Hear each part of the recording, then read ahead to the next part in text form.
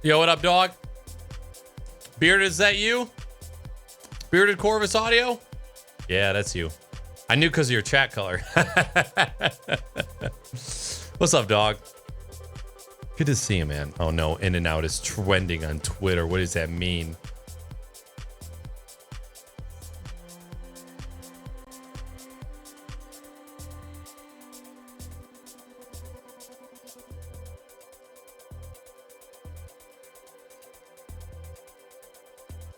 Shut up, cat. I gotta do the live thing. Here we go. Bloop.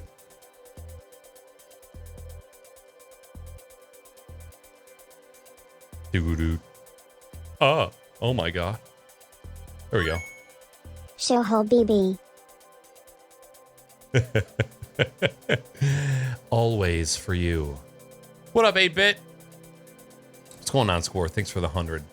Good day, fellow human. If you've recently changed your password on Twitch, please log into my dashboard and re-grant any lost access. I can do that. Sure.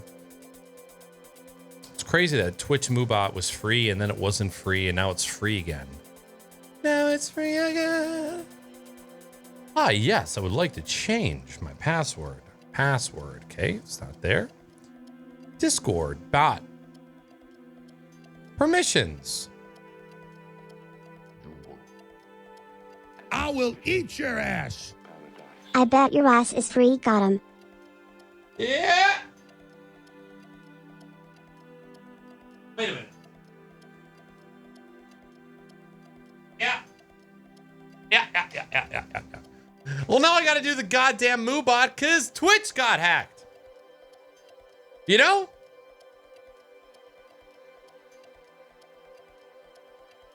Bitch!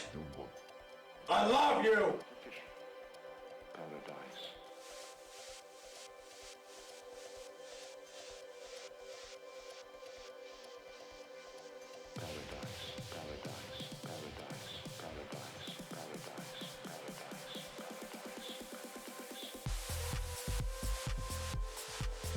I will eat your ass. Suck these pooper cheeks.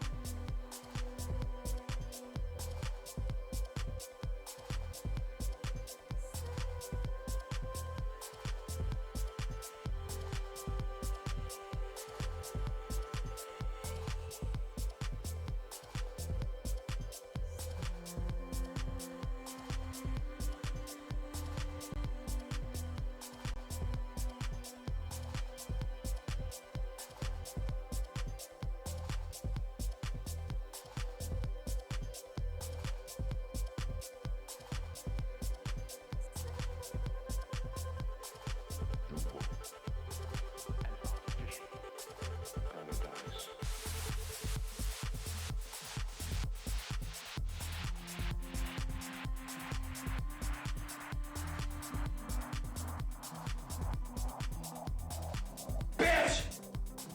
I love you!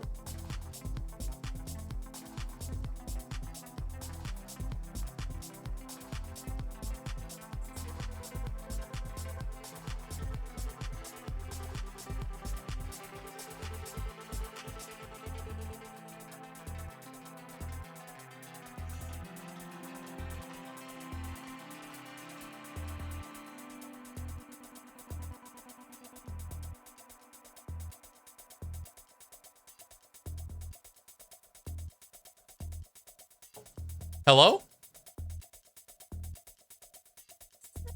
I don't know why that happened.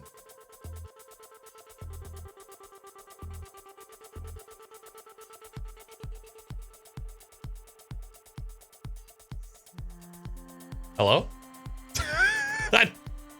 I don't fucking know. Bruh. It's got to be one of my hotkeys. It's got to be one of the hotkeys that muted it. It's that guy. Hi. Hey! What's going on, killer? Thank you, chat. Thank you for letting me know. You're all so kind. You could have just let me go on the whole stream with a muted microphone, but you guys are too nice. Oh, man. 8-Bit Aztec, good to see you. Gwen, good to see you as well. Audio Geek, thank you for dropping the resub with 8 months. It's good to see everybody. Hello. Hi. Hope you're doing great. Welcome back. It's great to see people in chat. It's good to be live. It's incredibly nerve-wracking once you don't go live for a little while. You know, it's easy to just go live during a podcast and ignore all of you. Forgot to unsub again. You smell. It really is.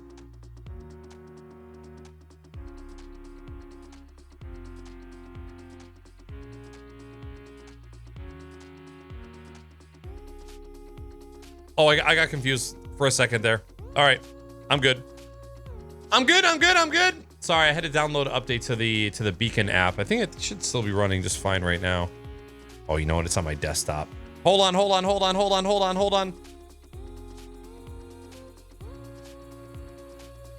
Bloop, bloop, bloop, bloop. There it is.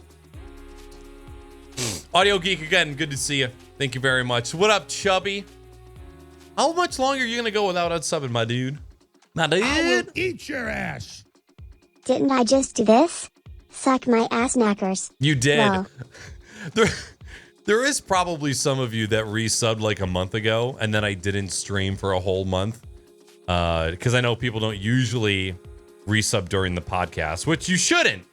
Because you should get to interrupt the live stream, and when there's no way for you to interrupt me while I'm doing a podcast, where's the fun in the resub? You know? Chubby Chunker dropping the 35 months. Thank you very much. Rosalind coming in here with her 14-month baby. It's good to see you. Thank you.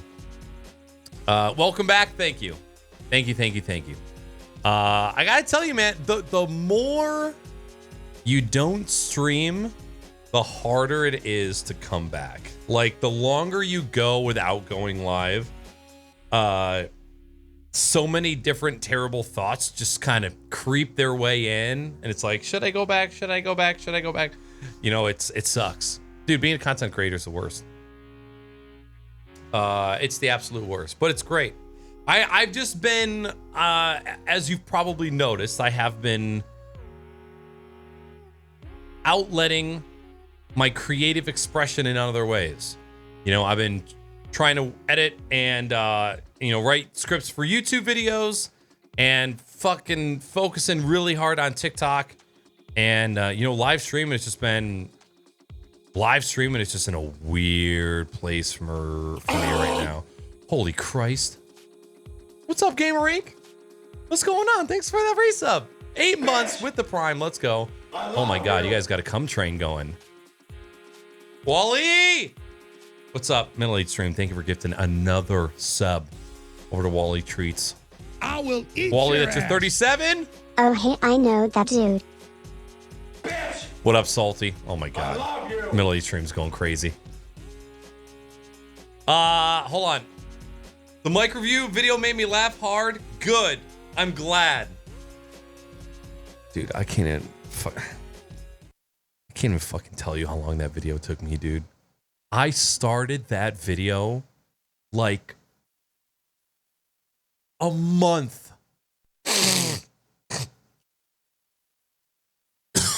A month before I release it. And it's just hours and hours and hours and hours.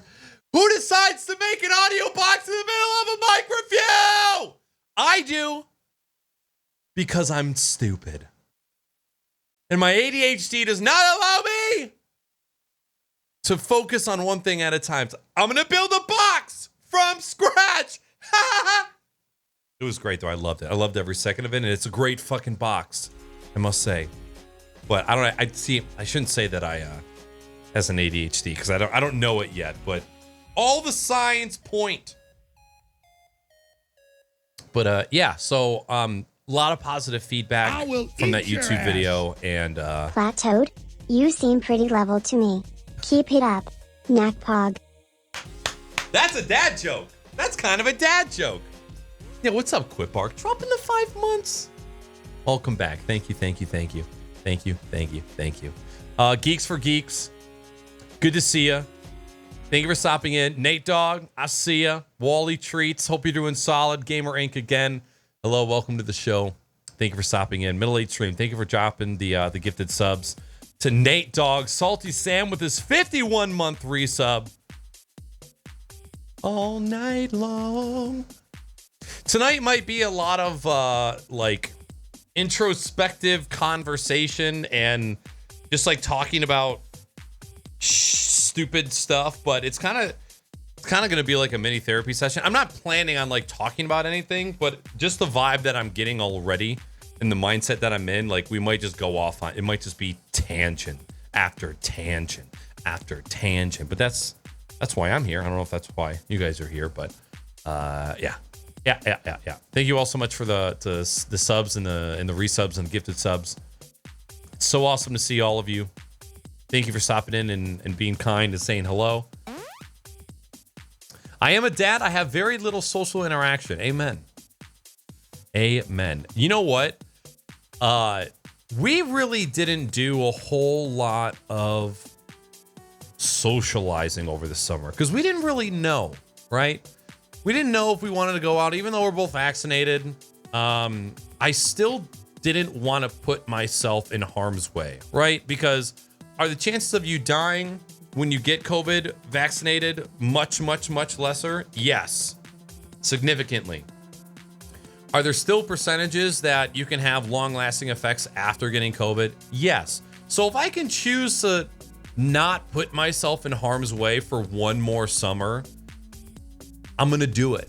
And that's just kind of what we've been doing over the summer. And then September and October came along, and not only did I crunch way too much shit into a small amount of time, COVID's ramping back up, and so it kind of caused us to go backwards a little bit, kind of hang back, but not in October.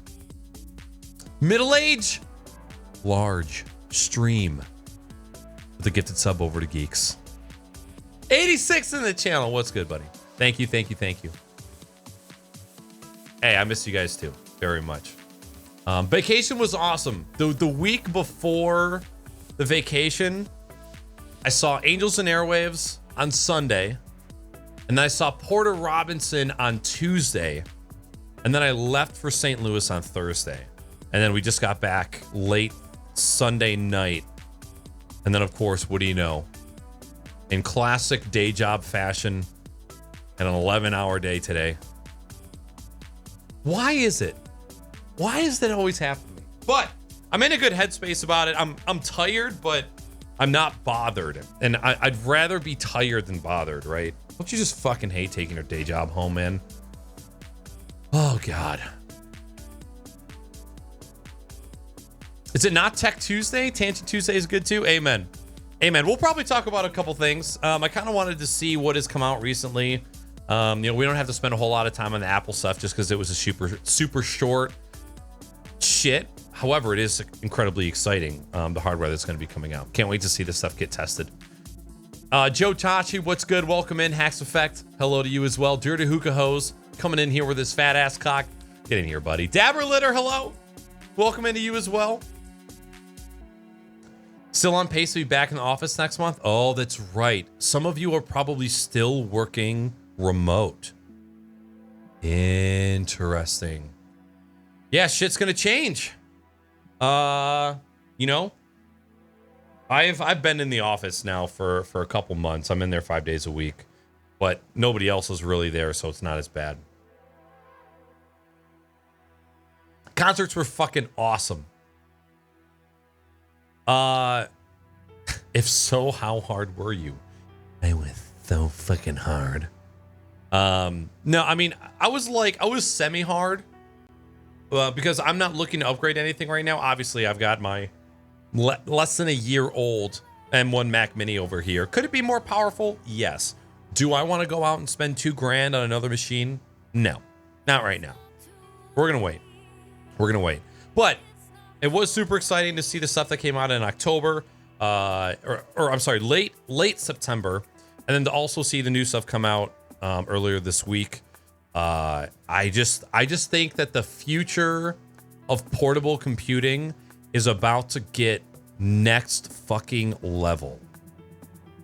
Obviously, we're looking at claims right now. What are they claiming is the output of these SoCs and what they're capable of graphically?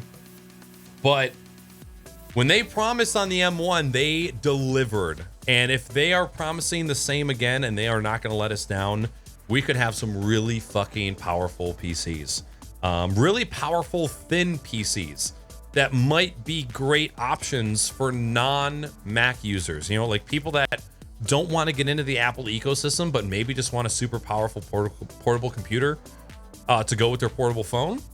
Could be a great option. So it's just awesome to see more options come out and to see how powerful they are. So really excited to see what the tests show, you know, once they get in the hands and once they do the real world testing stuff, not the dumb Apple graphs that they put up during their keynotes.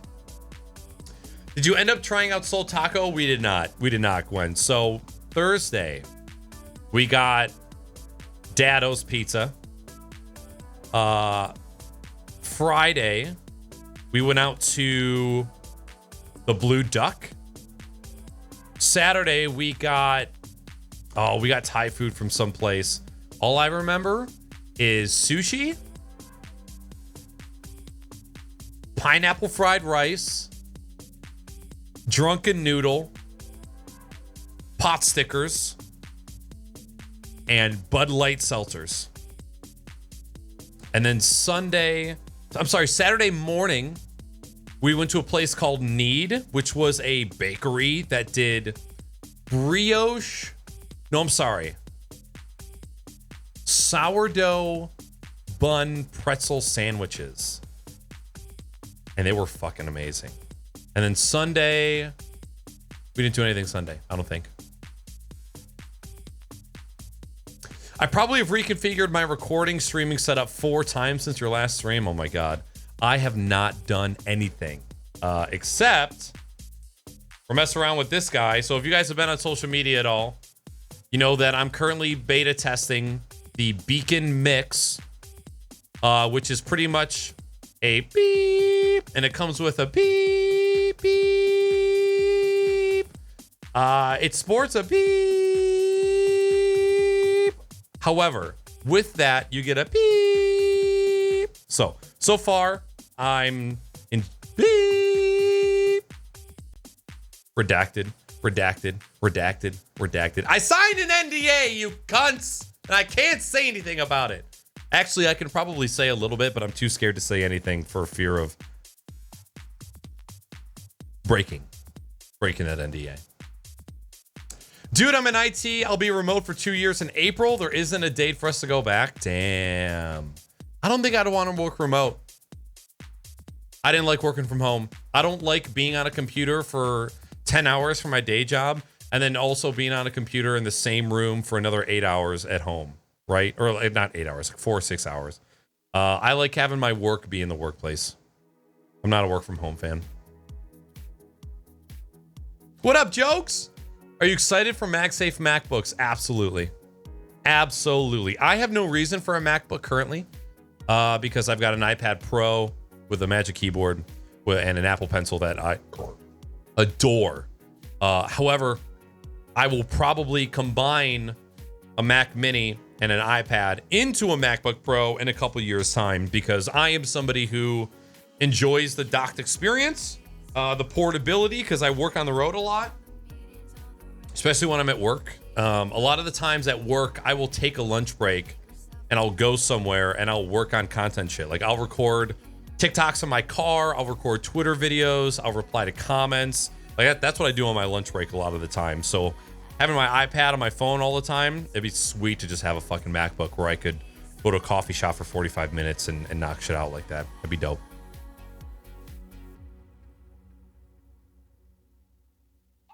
I don't know what you're saying here. Risk 5 chips?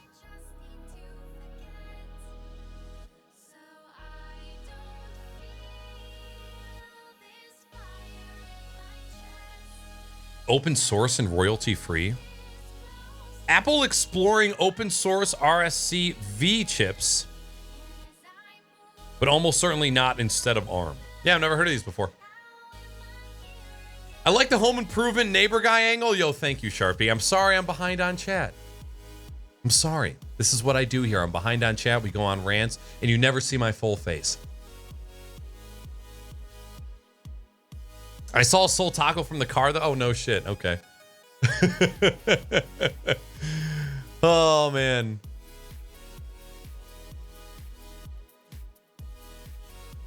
You guys aren't on the X86 bandwagon? What up, Hunter? Good to see you, buddy. Always good to see you. Same here, but I also don't want to drive an hour to work. See, that I completely understand. I am only like 17 minutes from work, so I don't mind that commute at all. But yeah, man, work from home just doesn't vibe with me. I'm sure if I didn't work in technology, right? Like if I did sales and all I did was web chats all day, I'm not like working remotely on servers for 2 hours straight where I don't stand up and I don't blink and people are calling me left and right. Like the environment, doing my particular tech job remotely sucked. And I'm sure under better circumstances, like if all I had to do was remote support, do tickets, where I was just calling people and doing remote sessions all day, totally different story. However, the way my job does it fucking blows. And I probably need to clean my pop filter like ASAP. I did it for almost 8 years and did not like it for a while. You really need that separation. I do. I'm one of those people that needs a separation. But Sharpty, welcome in. I don't know if anybody's noticing this, but in chat, first time chat from a viewer. That feature has been out for years, but this channel has not had it ever. And we're just now getting it because the rest of the world is getting it. How special do we feel as the most plateaued streamer on the platform? Let's fucking go.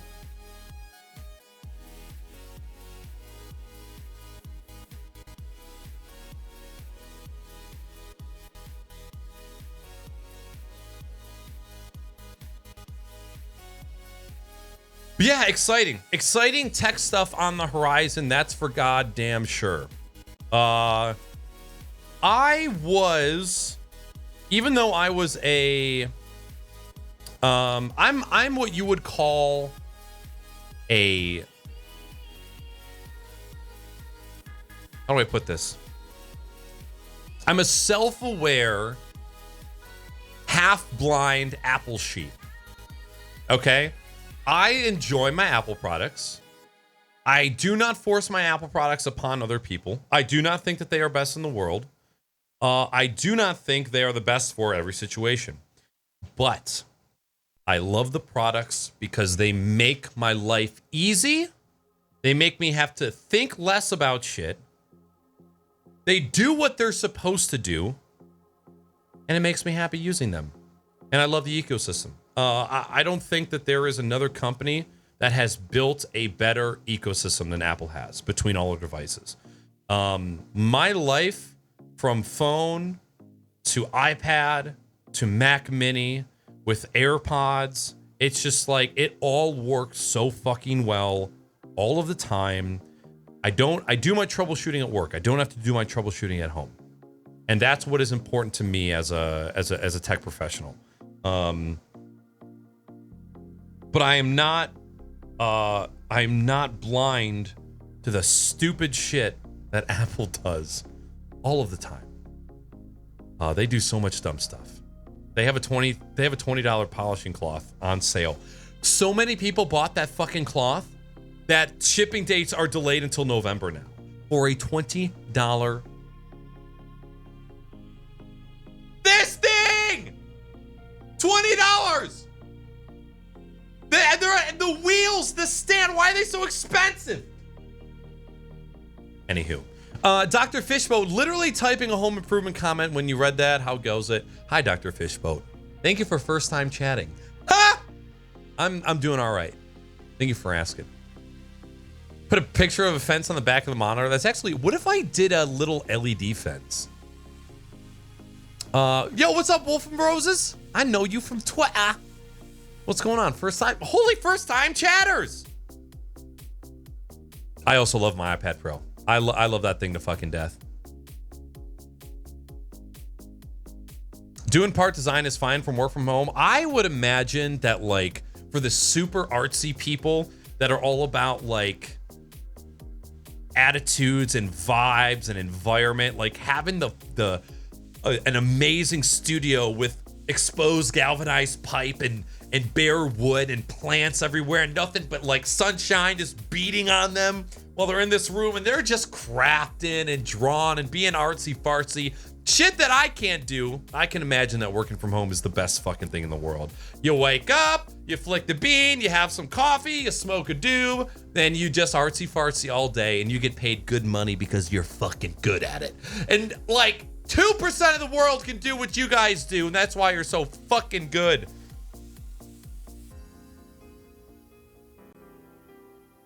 I feel like that'd be dope. Did I miss saying hi to anybody in chat? Tommy! I think I read your chat, but I didn't say hello to you. Hello. Hello. I like it because I'm in healthcare supporting VMware, VDI, and Improvada OneSign. I don't know what the fuck that is. It's kind of slow for us at the moment. Gives me a chance to do housework and meal prep. 99% of our tickets are handled by our help desk. See, being home, pros. Being able to nap in the middle of the day. Being able to cook like a from scratch meal for lunch. Awesome. Going out to lunch with my girlfriend. Like, those pros cannot be outweighed, right? Totally understand that. But the mental of everything else is too much for me. Camilla Panda, what's good? Welcome in. It's great to see you. I started following your Twitter for a month or so. First time in your stream. Well, let's fucking go. Welcome in. Welcome. Yeah, some of you peeps know each other. I know because like I see the same groups of people in like other people's chats and stuff. Super cool to see all of you. I'm trying so hard to work from home. Even put in my notice at work, so they made many concessions to keep me that I have to stay for a bit. Fuck yeah. Dude, play that card, Squirt. That makes me very happy to hear, buddy. And I hope you're doing well. Definitely pleased with my M1 MacBook Air. Never considered getting a Mac until the M1 came out. Actually made a MacBook a decent value. That's exactly my stance too. Like, even as much as an Apple fanboy as I am, I had not purchased my own Mac ever. My last job bought a Mac for me to use and I loved it, but I never bought a Mac of my own because the barrier to entry of price was way too fucking high. I never, as much money as I spend on technology, I could not pull myself to spend that much money on a computer that was going to be like a secondary machine, right? Never made sense. I always spent the majority of my money on my gaming PC and my streaming PC and like audio equipment and such. But it never made sense. And then once I got so fed up with the Windows 10 operating system as far as being a content creator, I was like, you know what? Let's spend the money on a Mac, M1 Mac Mini. The upgraded version was like $800. I splooged on a monitor. And then it just made sense. It just made sense at the time, and it's been an amazing machine. Couple bugs with M1, couple bugs with Monterey. I will eat your ass. And eating ass. Knack, let's go, Knack, let's go, Knack, let's go. Let's go, buddy. What up, 42? Thank you so much for the resub, man. 52 months. Hey, now that you guys are on a better camera, I'll just show you a little glimpse, okay? It's gonna show you a little glimpsey.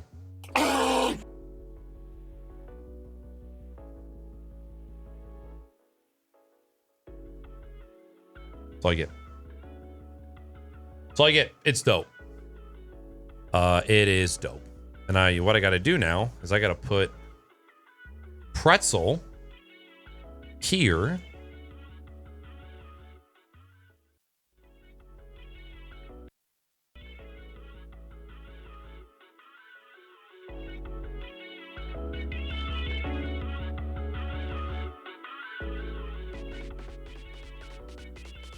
Nice. Yo, what up, Vans? Dropping the 43 months.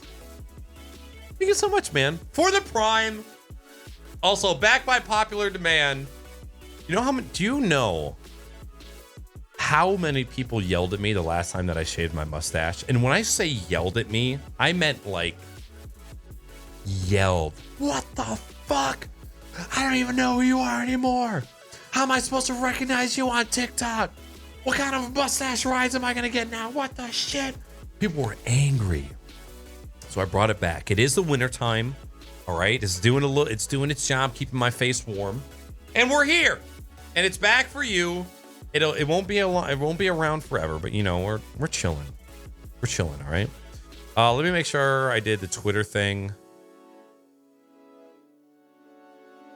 Billy Stream, did I say thank you for the host, by the way, and for the shooting a load on the geeks? Okay, yeah, we're Gucci. I was thinking of getting one of those keyboard minis, the Razer Huntsman or Ducky one. I love Ducky keyboards. I have a extreme anecdotal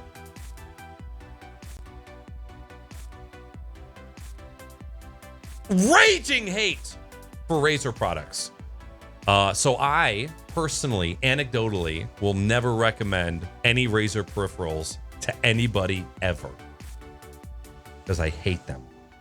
And plus, in my opinion, if you're going to spend that much money on a keyboard, there are so many other better, higher quality options.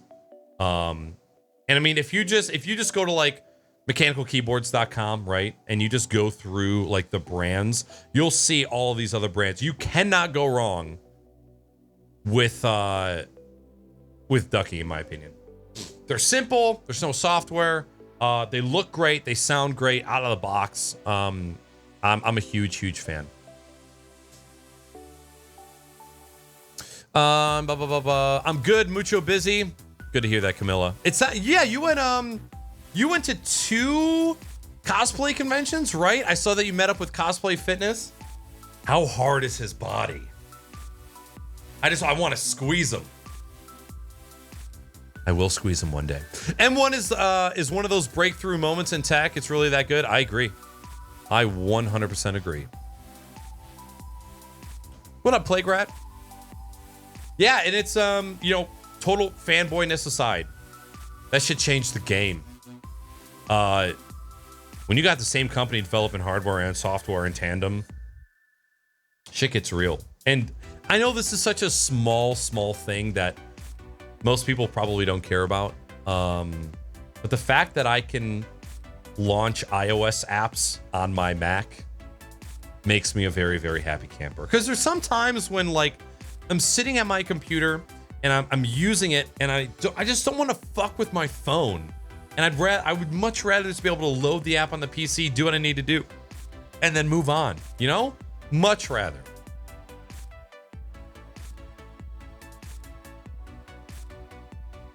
Facial hair is very identifiable. You're goddamn right. And also coming from you. That's right. Middle-aged stream has a Razer Kaio. I will say, though, the Razer Kaio Pro, that USB camera that came out a little bit ago, is pretty decent. It's pretty decent. I'll never recommend it. Pretty decent. Oh, my God. I don't have my bots open. 42. Don't fucking mind me, dude. I haven't streamed forever. Falling apart. Ooh, I fall apart.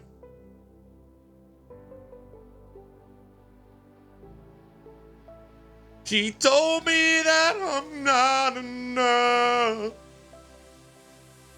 Tell me I sound like Adele. New York Comic Con and then a robotics competition. Cosplay gives the best hugs, as he would. As he should. Awesome. Well, it looked like you had a good time. And I hope that you had a good time. Hopefully I get to meet cosplay one day. That'd be dope. Just pick him up. I did not have my mic muted for that long. Maybe 30 seconds. Don't worry, 42. Your performance mirrors the first minute of my experience here live on stream. I wonder if I'll be able to figure out where to put my password in Moobot.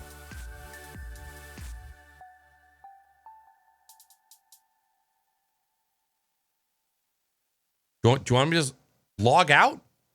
I don't know what the fuck you want me to do. Chat, Moobot was one of the first bots and chat moderators that I used back when I very first started streaming.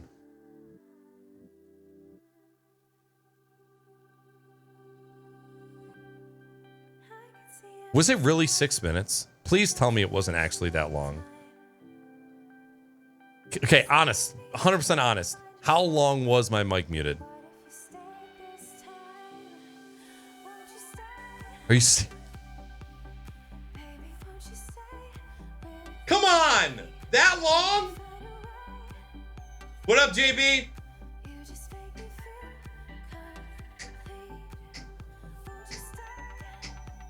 I don't believe you. Fuck, I can't scroll that far back in chat. Oh my god! Okay, so maybe Millie stream just came on a little bit late. All right. Oh man. Yo, what up, Wampus? Wampasaurus. What's going on? Hello, hi. Happy Tuesday, everybody. Again, it's you guys know the whole deal, right? Streamer, mental health, self-doubt, existential crisis, blah blah blah blah blah blah, right? I don't know what kicked off needing the break, but day job, blah blah blah blah blah blah blah. It's getting better, blah blah blah blah blah blah blah. You guys know the deal of, just getting worn out, and as you've noticed, haven't streamed on Twitch as much.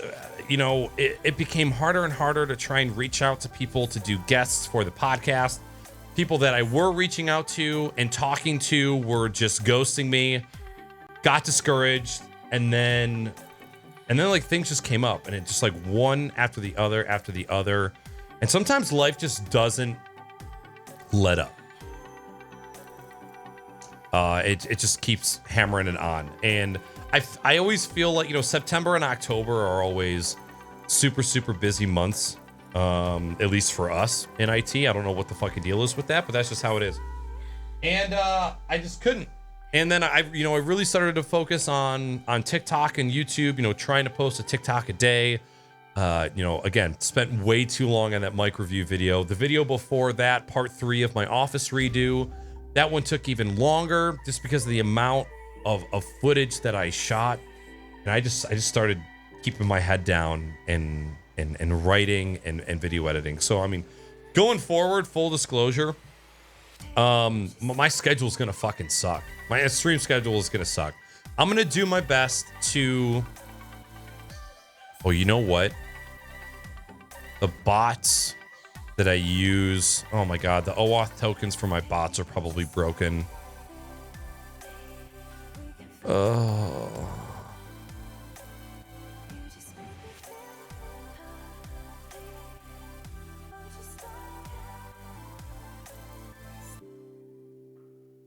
Ugh.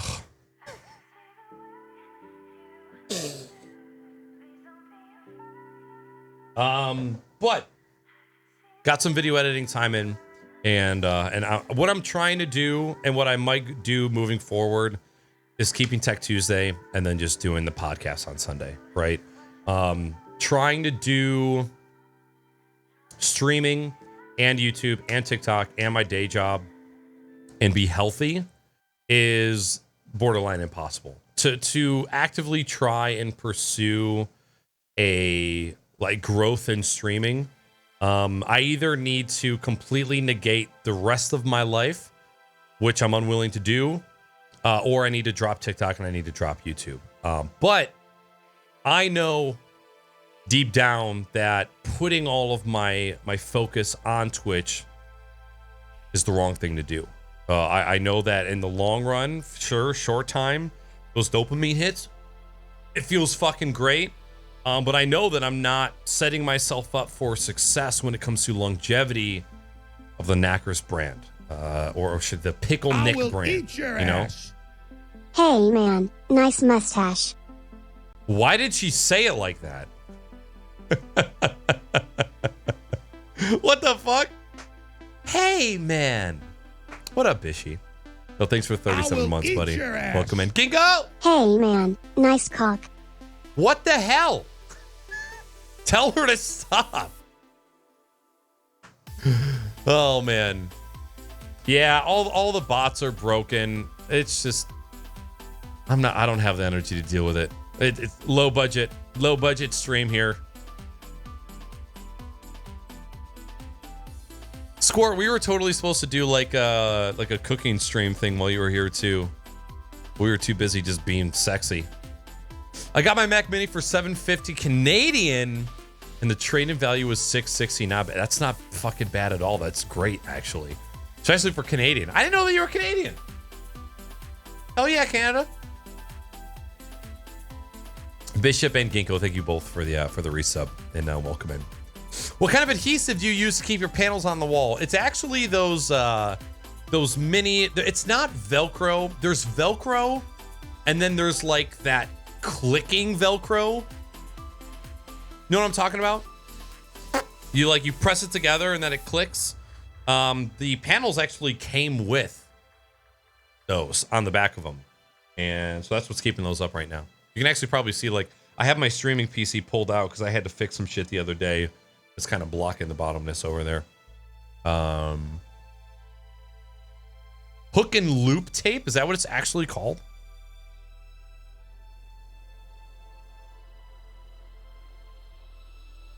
That's a penis. No?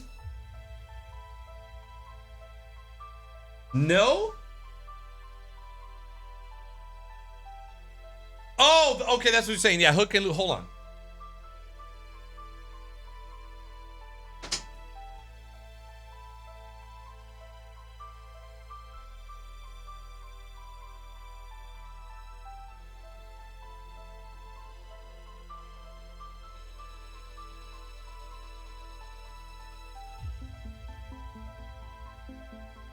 All right.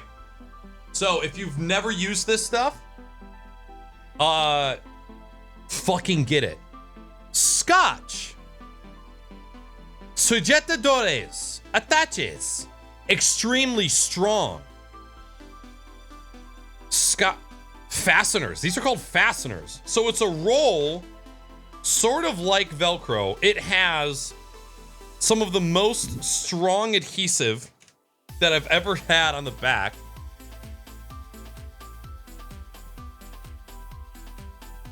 See that? Oh.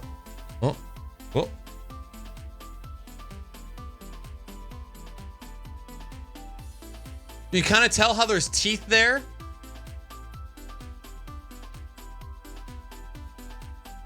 Oh. And it pushes into each other. And it's so fucking strong. See, fuck. Ah! Shit's legit. So it's kind of like a mini version of this. And then it has like those little tabs that you pull, and then the whole thing detaches from the wall. But yeah, Scotch. This holds like no other. This is like some of my favorite shit ever. Be careful if you're renting and you're attaching this to your wall, but it's amazing shit. I love it. Velcro made a whole song about it. No shit.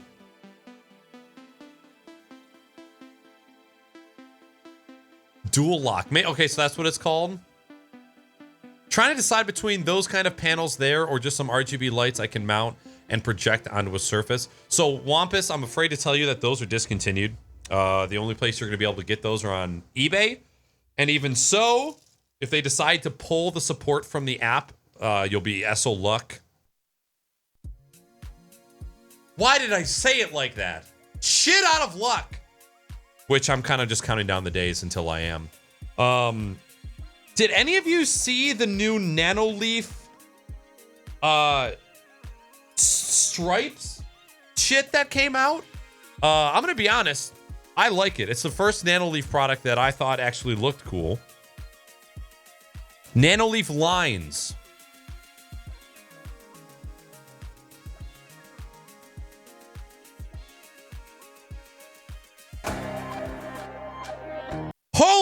Christ!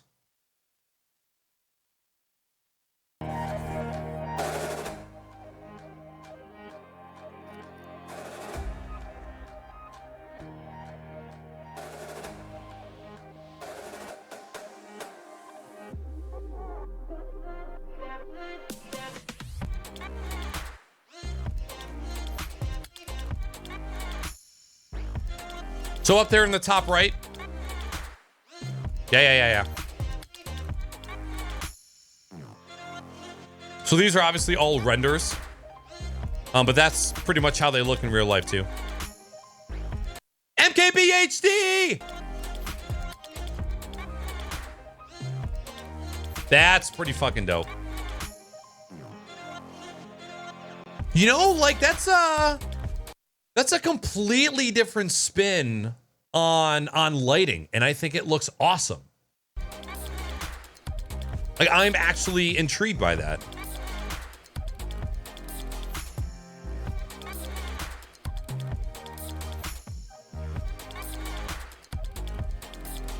And it looks clean. It looks so much cleaner than regular nano leaves, in my opinion.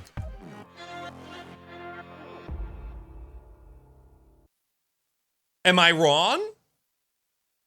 Am I wrong? Yo, what up, Technobabble? What's going on? It's good to see you.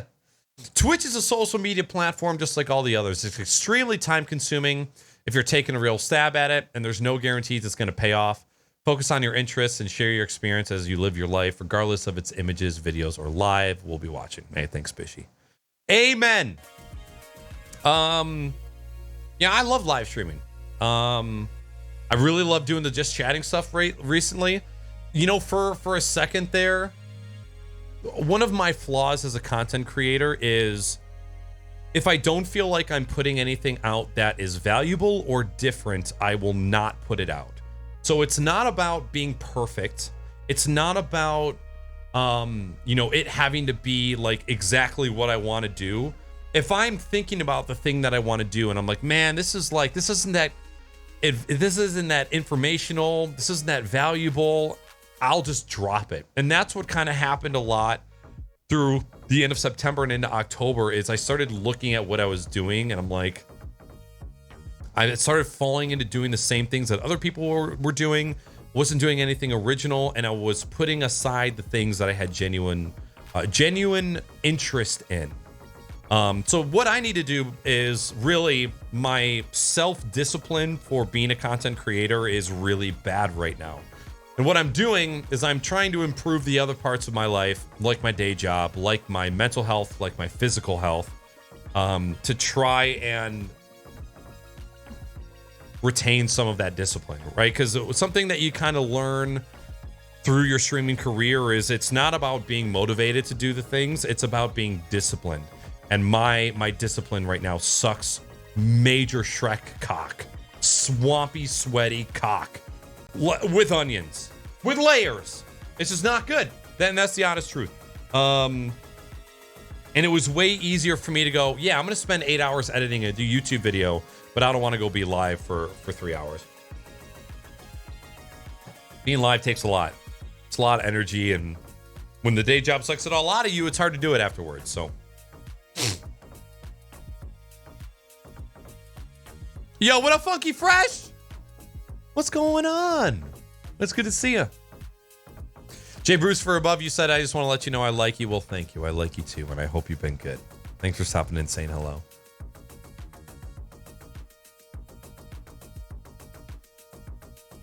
The idea to diffuse the light on the wall is genius. Exactly. Same reason why I wanted to paint my walls white was for the diffusion. 9 bars for 279 Canadian. Bro, it's fucking nano leaves. The Aurora tax on top of it. Didn't you know?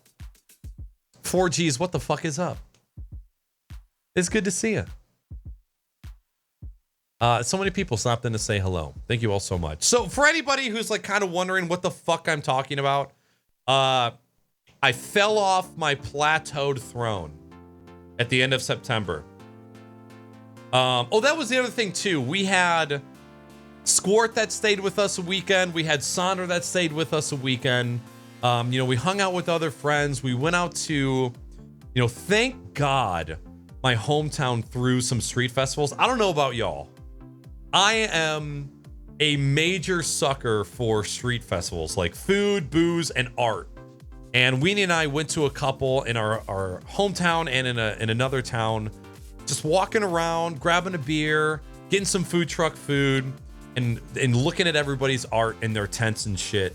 And man, like there were just some tents where I just kind of walked up to and I just like looked around and stared. I'm like, holy shit. Some of these people are so goddamn talented. And so I just kept pushing streams. And then work hit me really hard. And I have essentially taken almost 4 weeks off, aside from a couple podcasts.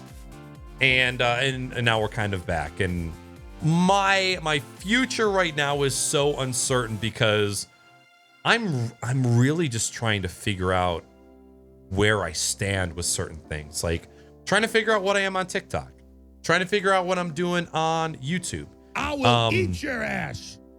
The homies are back. Wahoo. Dude, the cummies are back in town. A fucking men. What up, Kippy?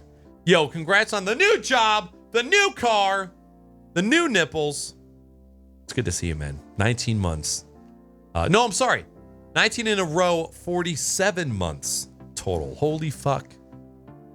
Insane. Thank you. Chat, if you're alive, you throw some emotes and just throw some love for everybody that is here right now. Give it up for yourselves. If I was on stage and I had a microphone and I was at a punk rock show. You're all so beautiful. I want you to sing this really loud.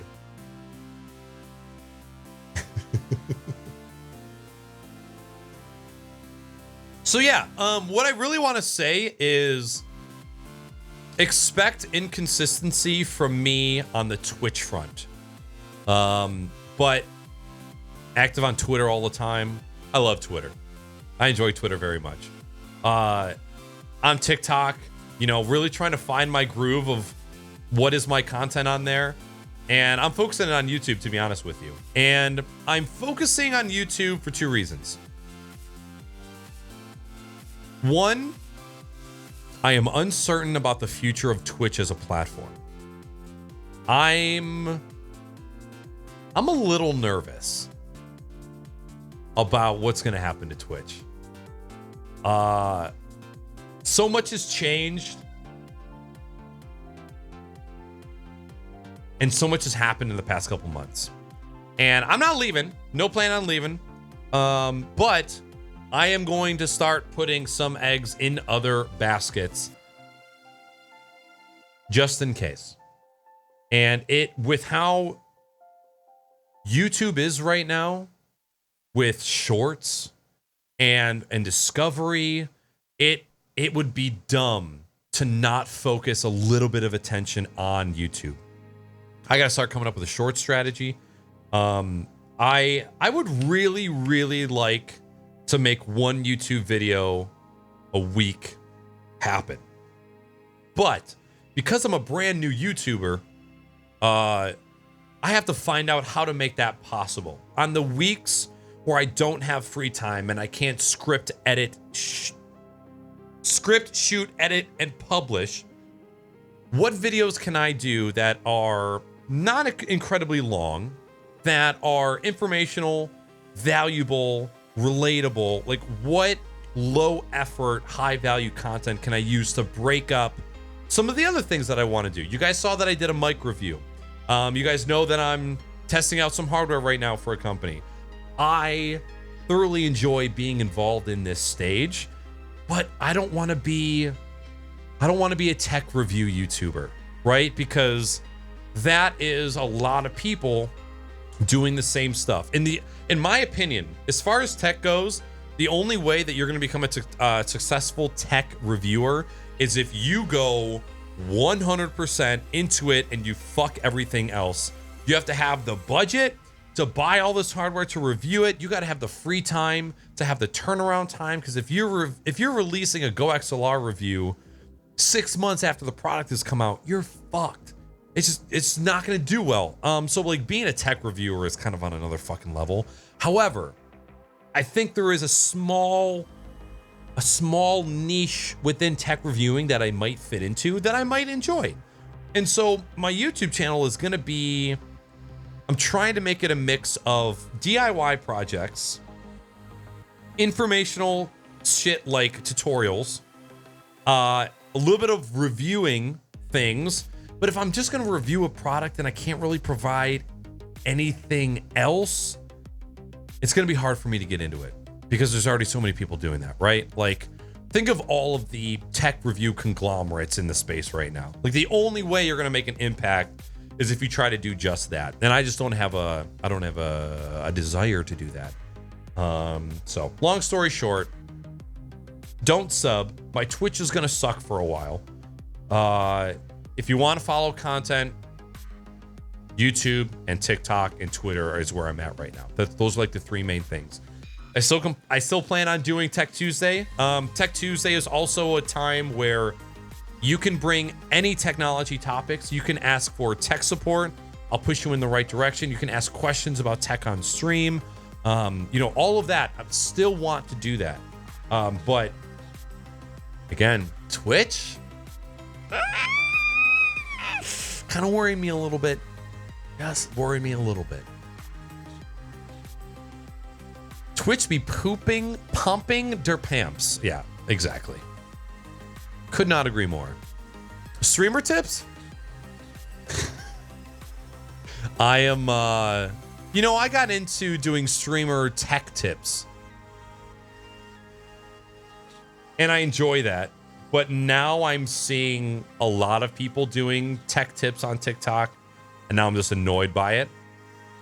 Because people try to take complex things and crunch them into a minute. And because they're crunching them, they're missing details. They're not explaining certain things. Context can't be provided. And even people don't care about spreading misinformation on TikTok. They'll leave it up if it gets views. I always wondered what will happen to Twitch. It's up in the fucking air right now. That's for goddamn sure. As long as you do videos, I get to see your beautiful mustache. I'm happy. Well, thank you. Yeah, I don't plan on stopping video content at all. I'm learning, right? Video editing is a whole different thing, right? Like, I want to be able to edit my own projects, but as far as like regurgitating my content for other platforms like YouTube and TikTok, I fucking hate doing it because it's so time consuming and I'm just redoing the same content that I've already done. I want to work on new shit, but then you got to have the money to pay people to work on your old shit. But it's so valuable and there's such a great turnaround. It's round and round and round and round. Do you think a new streaming platform can make it? I know Altair is supposed to be coming soon. Altair is not the first streaming company to come around and try to change the game. I think in a year's time that YouTube is probably going to be where it's at, to be honest. Even though most people seem to think that YouTube isn't a site built for live streaming, I think they would be correct. However, Twitch is what YouTube should have done like 5 years ago with shorts, with clips, with profile pages, with evergreen content, with discoverability. I didn't think at first, right? I didn't think that YouTube had a shot, but then shorts came out and then they started putting some money into the live streaming part of their platform. And then you see people that are utilizing shorts, VOD content, and live streams all on the same channel, and you see it doing very, very well. And it makes you think, remember how the Facebook wall was the way that we all caught up with each other? And going to people's profiles and going through their wall was kind of how you could see what was going on. When the fuck do you do that anymore? You don't, right? You curate your own feed, and if it ain't in your feed, it ain't in your mind. We thought that the Facebook wall was the way shit was just going to get done. We thought MySpace was just the way things were going to be. And the way live streaming has been for the past 10 years has been great for some people. It's been abysmal for others. And I think that YouTube has an idea of what makes people travel from content to content. And that's going to be the new way. It's not, you know, they're going to have to do something where like, hey, I want to see a single page where all of my follow channels are live. They're going to do that, but they're not going to back down from their current discovery strategy, right? I would put money on the trillions of dollars worth of artificial intelligence to know what we want to do before we want to know what we want to do. That makes sense? Do the Ludwig shit, plan some of your stream for cutting into YouTube. That's what I have been trying to do with doing the tech shit for Twitch and doing just chatting. But I need to find the money to pay the right person to help me take that shit to other platforms. Because it's impossible for me to do time-wise. You almost have to have somebody. Unless you are sacrificing your family, your significant other, your health, your sleep. And I've already been through all that of sacrificing all those things. And it's not great. It's not great at all. One of the things that caught up to me in the beginning of October was getting about 4 to 5 hours of sleep all week, Monday through Friday. Going to bed at 1 or 2 a.m. and then waking up at 6 a.m. and then going to work. Stupid. Very, very stupid. And it's great at the time because I was getting shit knocked out left and right. And then a couple weeks go by and it catches up with you. And it catches up with you hard. And the other thing I will talk about, which all the things that stopped me from streaming this past month are now all coming back to me. I will talk about second time that I quit caffeine. I have currently started the 3rd or 4th week of quitting caffeine cold turkey. That fucked me up. I'm just gonna fill up this water because my throat hurts. Maybe get a lozenge to coat the throat. Ass. Get that ass sucked. What up, Girthy? What's up, buddy? Just gotta fill this up. We'll be right back.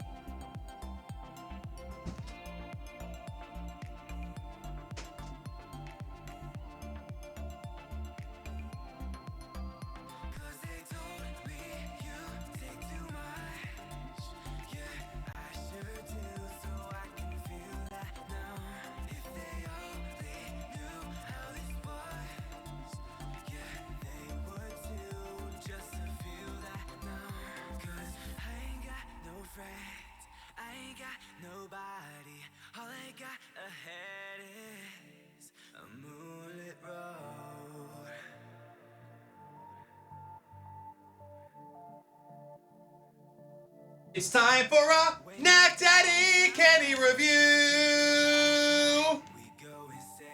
I just hit my head on my light. Hey, if you haven't had these, go fuck yourself. Seriously. These things, it's Nerds Rope in little clusters. And they're fucking amazing. Yo, what up, Deadly Dill? I know you. Cummy clusters. Cummy clusters. Oh my God. Yeah, coat my throat. Deadly Dill, good to see you. Thanks for stopping in. What up, Noble? What up, Girthy? What up, Halcyon? Hallicon.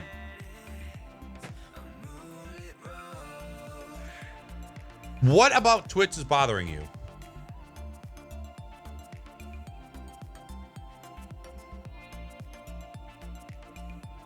What isn't bothering me?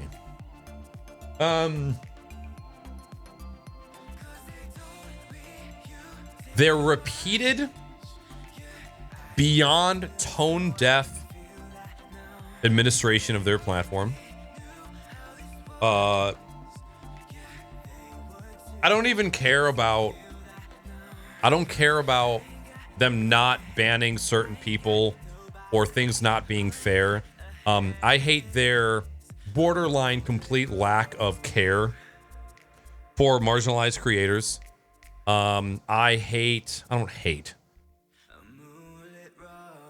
incredibly surprised at their inability to adapt the platform to current times. They spend time on features that just don't fucking matter. They're always, in my opinion, looking in the wrong direction and working on things that are dumb. It's working on things that are dumb. The way that, again, going back to the way that they haven't adapted, just seeing that Twitch is borderline the same exact as it has been for the past 10 years with a couple things added here and there.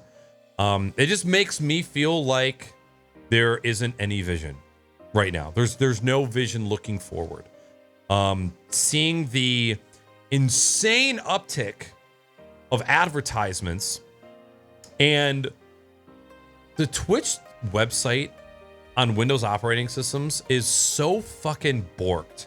The amount of times that audio is fucked up, video is fucked up, that ads will, like when you refresh a stream, you have to watch 6 ads, drives me absolutely up the wall. Technology wise, it's 2021 and we still have an official 6,000 kilobit per second bitrate cap, and people cannot stream in 1080p.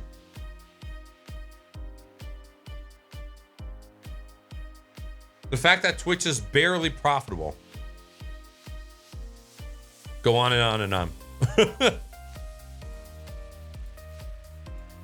And that, dude, the source code leak, I forgot that happened while I was kind of away as well.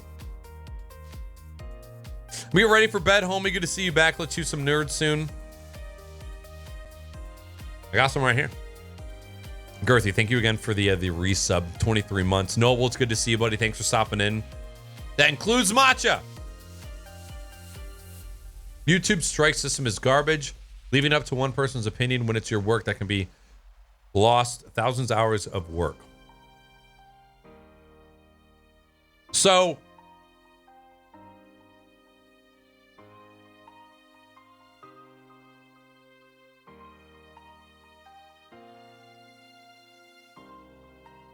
here's the thing. And this is my, okay, this is, you might consider this a controversial opinion. A lot of people that make React content or borderline targeted harassment content, such as early H3H3, right? Where they are just doing parodies over other people's content. It is I think it's cop-out content. Is it hilarious? Yes. Did H3 do an amazing job of it? Yes. But it's barely original content. The existence of your shit strictly depends on the existence of somebody else's shit. Right? And you could maybe say it's the same for like tech, right? Like, I wouldn't have anything if the tech didn't exist. If we didn't have any tech to review or we didn't have any tech to go over, then I wouldn't have any shit. You could think the same thing. A lot of the times that strike system is there to protect the people that are getting harassed. I understand the fair use argument, and I absolutely believe that H3 should have won their court hearing. I think their strike system could use some change. I don't think it's complete bullshit, to be honest. I love that we only get 50% of our sub revenue. Controversial take number 2. I don't think 50-50 is all that bad for what we are offered.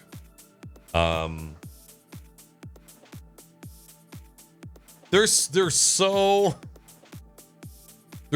many feelings that come rushing in when it comes to that, right? Because would I love 25% more? Absolutely. But you know what? If you wanna get a billboard at the Super Bowl You got to fucking pay up, Buttercup. And Twitch is the #1 live streaming platform in the world. I don't think most people realize how expensive it is to stream, to push your stream. So we actually, a couple weeks ago, we had a homie named Charmed on, and we were talking about this. We were talking about the cost of hosting a streaming platform. And he did the math. The cost to host XQC on Twitch is over $1 million a year. To broadcast his stream to the average of 100,000 people every day for a year costs Twitch $1 million plus in revenue. That is one streamer, one massive streamer, but holy fuck, it's expensive.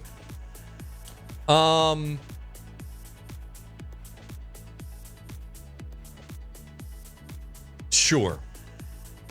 The sub-revenue split could be changed. I think there is a little bit of privilege that peeks through when you start talking about this, because you you have the ability, if you play your cards right, if you're meant for it, if you have the ability, the discipline, the motivation, you can essentially run a business from your home because of owning a computer. You don't pay for a YouTube account. You don't pay for a Twitch account. You don't even pay for email. Those are all hosted for you for free. And it's kind of crazy to think about that the majority of the tools that you need as a creator in order to have a business are free. And you don't have any ownership over them. You can't run, you can run your own email server. It's gonna fucking cost you a lot. You want to host your own video streaming platform? Good luck getting advertising. In my opinion, the 50-50 split is paying the piper.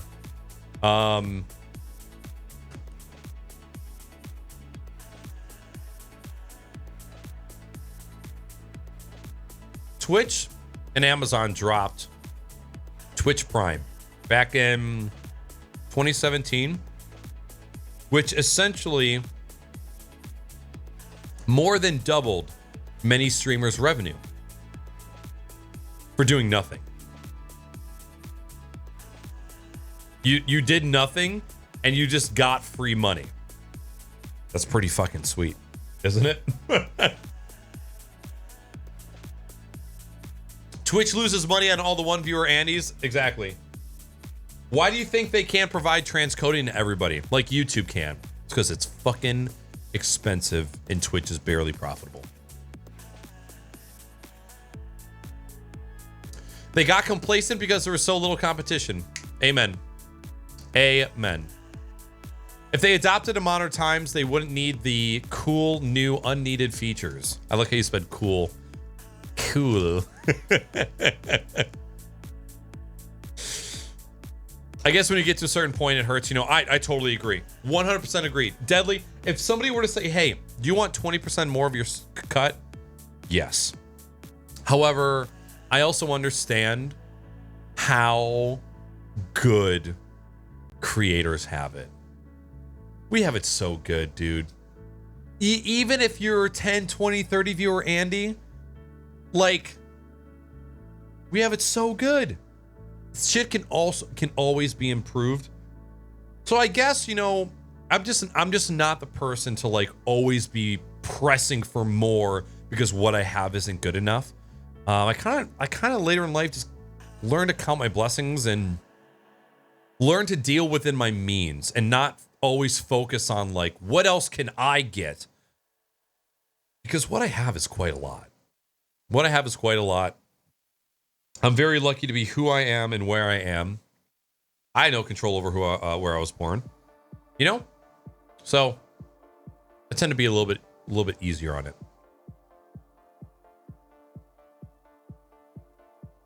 I feel the sub revenue is similar to taxes. I wouldn't care as much if they use their money they got for actual useful features or ways to improve the platform. Look at why Dr. Lupo left, you know? I don't know if any of you read the article. I think he did do it with Wired. I can't remember. But he basically voicing some of the same opinions that I have. Like, Twitch isn't going anywhere. Holy shit, why don't they care about marginalized creators? Why does everything take so fucking long?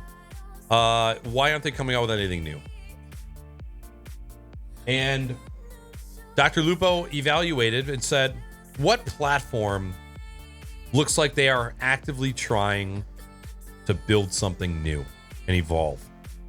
He probably saw the writing on the wall and was just like, see ya. Ninja did the same thing with Mixer, right? Ninja had a vision with Mixer. And he jumped over there because he just wanted to embellish that vision. He wanted to be a part of it. He wanted to watch it grow and succeed. And unfortunately, it didn't. And somebody asked me about other streaming platforms. You know, there, in my opinion, there is a point where big tech becomes too big. And I'm not saying this from like a conspiracy theory point, but like, is anybody ever gonna not Google it? Right? Who is gonna come out with a new search engine that is actually going to rival one of the largest companies in the fucking galaxy? Could it happen? Maybe. Will it? Could a non-Apple, non-Android operating system cellular device come into the market? Because, right, it's not just about making the phone. It's about getting the development behind it, getting the ecosystem, and then converting users who are already very, very comfortable with the hardware that they have. And those three things together, and how brainwashed we all are when it comes to our technology, that's got to be like one of the most difficult things ever, right? It's hard for me to see. It's hard for me to look that far in the future and go, yeah, another Google could come along. How? When you're that big, how? But maybe that's where I lack vision.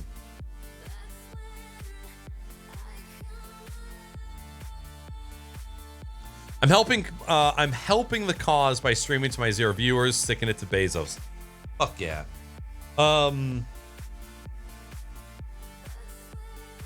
Man, I always wonder if I could go back to streaming brand new, you know, starting a brand new account, start streaming to nobody, and just I would have to like not advertise it at all.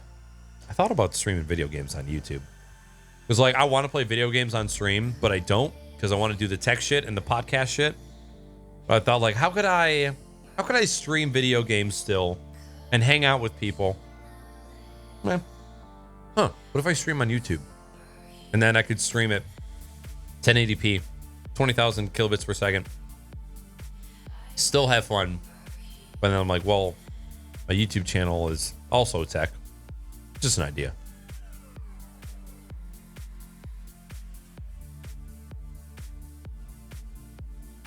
I agree about how stuff is free, but as tech evolves, shouldn't the privileges associated with those platforms that use the technology also improve?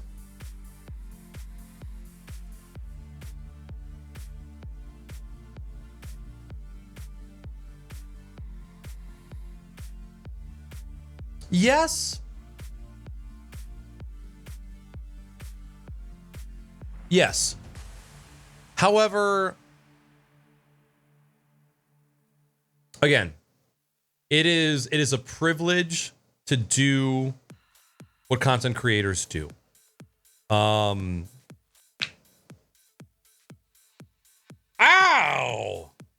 That one hurt. I cracked my knuckles. That shit hurt. For me, I don't know. I feel like I'm repeating myself, but for me, like, I view the ability to be a content creator is a massive, massive privilege that not everybody has. And so I'm very picky about being like, yes, I deserve this. I should get this. Like the whole thing about being a content creator is that like being a successful content creator, you're doing what like the majority of people can't. Same thing with being a great artist. Like what you do every day with your God-given talent is unlike what 90% of the population can do. We are mentally incapable of painting a portrait like you can. And it's a privilege. It's a privilege. And so it's hard for me to be like, I deserve this. I deserve that. Because like this job is one of the hardest fucking jobs that I've ever had. It is relentless. It is tiring. It is the least bit rewarding for the first massive amount of time. And I don't know. That's like what I got to say about it, you know? I had 8 to 10 viewers when I streamed, and I only streamed a couple times a week. Got $100 both months. It's literally ridiculous how lucky we have that opportunity in our own homes. Amen. Amen. And again, to reiterate, it's not that I think streamers don't deserve a bigger cut.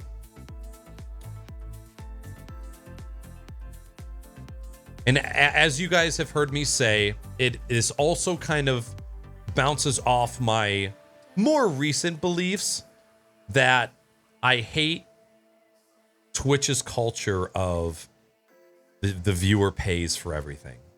You know, like I am not a fan of this obligation that you may or may not feel to sub and resub and tip and bit and donate, not donate, excuse me.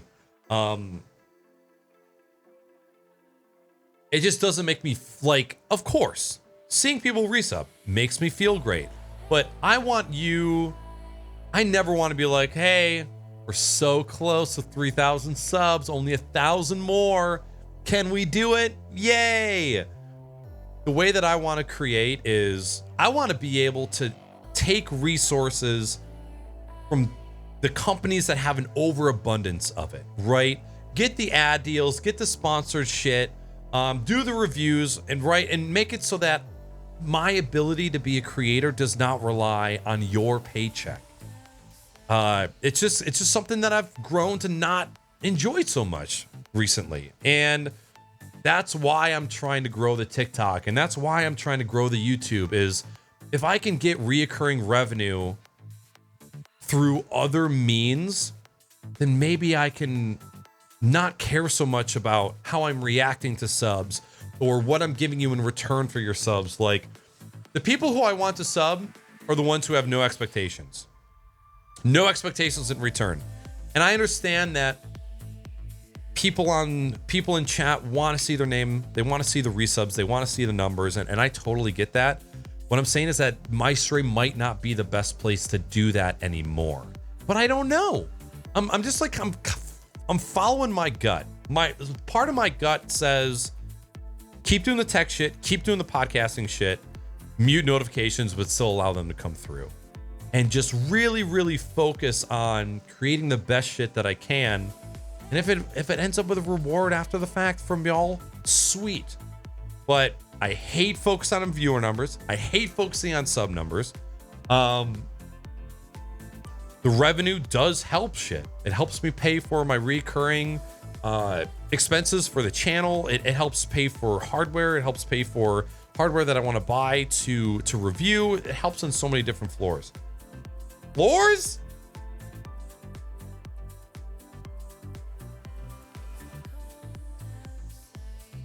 So I'm in between a cock and a hard place right now.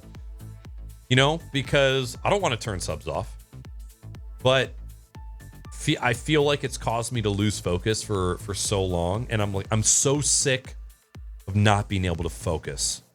So much noise, and sometimes streamer culture can be really, really noisy. Really noisy. Mixals, what up, homie? Lunar Tonic, what's good? Yeah, welcome in. There are people hopping in and saying hello, and I'm sorry when I'm going on my rants. I haven't talked to anybody in a super long time. I haven't had my stream outlet, so I'm kind of letting it out all now, and I can feel it. You can feel it in my throat, getting a little dry. And but I also really enjoy coming onto this platform and talking to everybody and getting different perspectives back and forth. I like hearing where people's heads are at, because I know that there are both viewers and streamers. I just realized, hey Siri, remind me on Saturday at 1 p.m. that I need to fix my Lopez bot in Discord. Okay. I broke shit. I'm good. I'm about to ask a question, and probably something has asked a million times. Answer away, my dude. That's what we're here for, especially if it's tech related. I think the privilege they would be, as long as you're old enough, anyone can stream on their platform. I agree with that. Dreadnoughty, what up, buddy? How you doing? Oh wait, I missed something from above. I'm not saying this as a defense of Twitch, but what has YouTube done to help marginalized creators? They have done. So okay. The system that they have in place to protect people from harassment is more than Twitch has ever done. I don't want to say that like Twitch has done more, but it's because more has happened on Twitch, right? Like obviously harassment and racism and bigotry runs rampant everywhere on the internet, right? But there's other policies in place that do a little bit better of a job of policing that stuff. And you know, it's just it's really odd to me that some of the marginalized creators were just asking for representation, right? In the beginning, it was just asking about categories and tags and a way to identify so that they could find their people. And it was just like, why was it so difficult to push that out? It took fucking forever. And the do better Twitch shit too, man.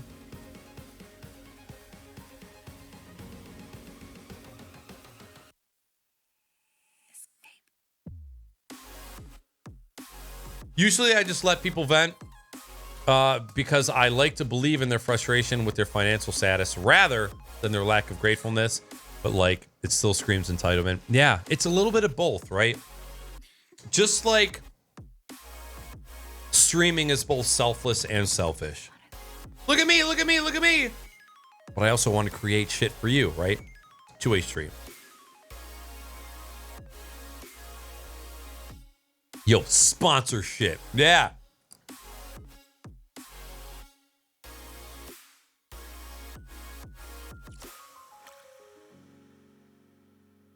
Do you think you can make money talking about reviewing stuff?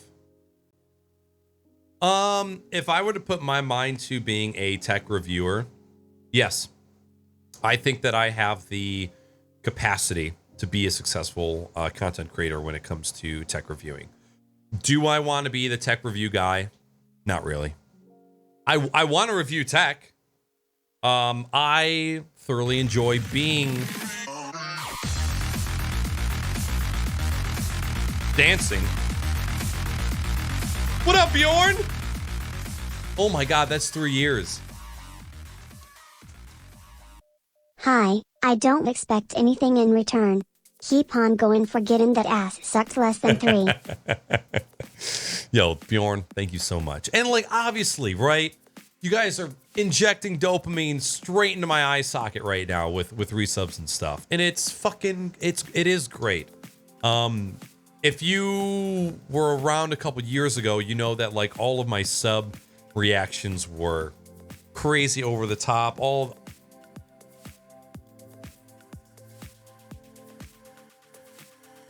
place, lots of screaming, lots of loud noises, and I loved it. I loved every bit of it. But my content is changing. It is changing for sure. And as I mentioned before, my goal is to find myself in content. Now that I have, in my opinion, successfully removed myself from being like a video game streamer. Because like, again, I've been streaming on Twitch for 8 years. I streamed video games for 7.5 of those. Like a fucking idiot, to be honest. I could think back. Let me rephrase that. I could think back of memories that I've created on stream, right? Of gaming. And I could cry. Because some of the best moments of my 20s were on stream. Twitch brought me the love of my life. Twitch has brought me so many amazing friendships. I've learned so much, right? But I was an idiot that should have left game streaming so long ago. So long ago. And I didn't, because I was stubborn. And I thought that I had it. And I believe that I have it, but not as a video game streamer. And I think, you know what's funny? I just found the tweet the other day of me announcing that I was stopping game streaming. And it's been over 6 months, right? And what I have to keep telling myself, and what you should all tell yourself too, is that these last 18 months have been the most royally fucked months in the history of our lives. And I have to understand that when I don't feel like streaming for a month, it's not my fault. And it's not your fault for not wanting to do what you need to do. It's been so fucked up. I can't even. There's some times where I walk outside and people still have masks. People should have masks on, but like I see masks, I'm like, oh yeah, we're still fucked. And it's just fucking insane to me that we're still in it, and it's so draining and it's so exhausting. But anyways, don't get down on yourself, all right? I'm right there with you. But anyways, I have been doing non-video game focused content on Twitch for well over 6 months now. And it's been great. Thoroughly enjoyed it. I've been a little bit too hard on myself as far as creating said content. Because sometimes I feel like I'm not putting out good shit, so I don't put out anything at all. I'm trying to get past that. And it was the best decision I ever made, right?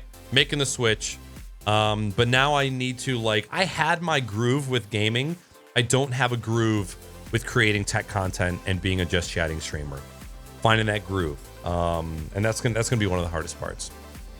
Bjorn, again, thank you very much for 36-month resub, 3 years. Your cock is huge. Let's fucking go. Thank you, thank you, thank you. If it makes you feel better, I watch you for tech reviews. How happy you get when you read people's names, get all excited, and the stash stick butt combo. Fucking dick butt all day, son. Thank you, Halcyon. Thank you, thank you, thank you. It is tech related for sure. I'm looking for an XLR microphone. I currently have a hand-me-down Audio Technica. If you have a couple of recommendations, I can absolutely give you some recommendations. I'm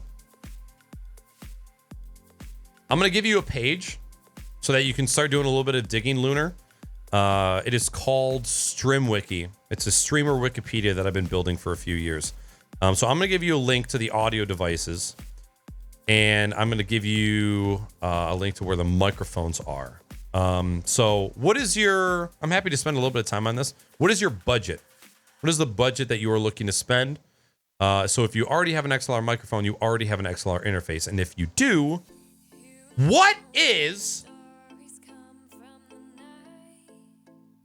the XLR interface? I like how you use your humor in your review for that mic, but I had hoped you would give suggestions as well. Yeah, so that's like, again, like that's what I'm trying to do. I'm trying to use my personality and my humor with tech reviews, because that's one thing. Tech reviews can tend to be cut and dry, no humor, all facts. And some people enjoy that. I don't enjoy that. I want to see your butthole in a tech review, okay? That's what I'm looking for. So, again, all of the positive feedback from not only the viewers, people who saw the video, the company Fine immediately reached out and they said, "We love the video. We want to send you another mic." And I'm like, All right, hold on. Wait, I need a second. And to get that feedback meant a lot to me, and people are always blowing me up in chat saying how much they enjoy that stuff. So like, I know that I can do it. I know I'm good at it. However, my discipline fucking sucks. My self-discipline sucks right now. That's what I'm trying to work on. But thank you, Wolf. Thank you very much. So glad you are back house. I thought you said, I thought that read anus really fast. I was like, oh, this is my homie. Rad Kyle. Hello and welcome. Callie, hello. Very good to see you. Thank you for stopping in. I'm doing well. It's been an awesome first stream back. I know we're not talking any tech. Well, we're talking a little bit of tech. A little bit. Talked a little bit about Apple stuff, now some audio equipment. I knew it was going to be a venting stream, so here we are.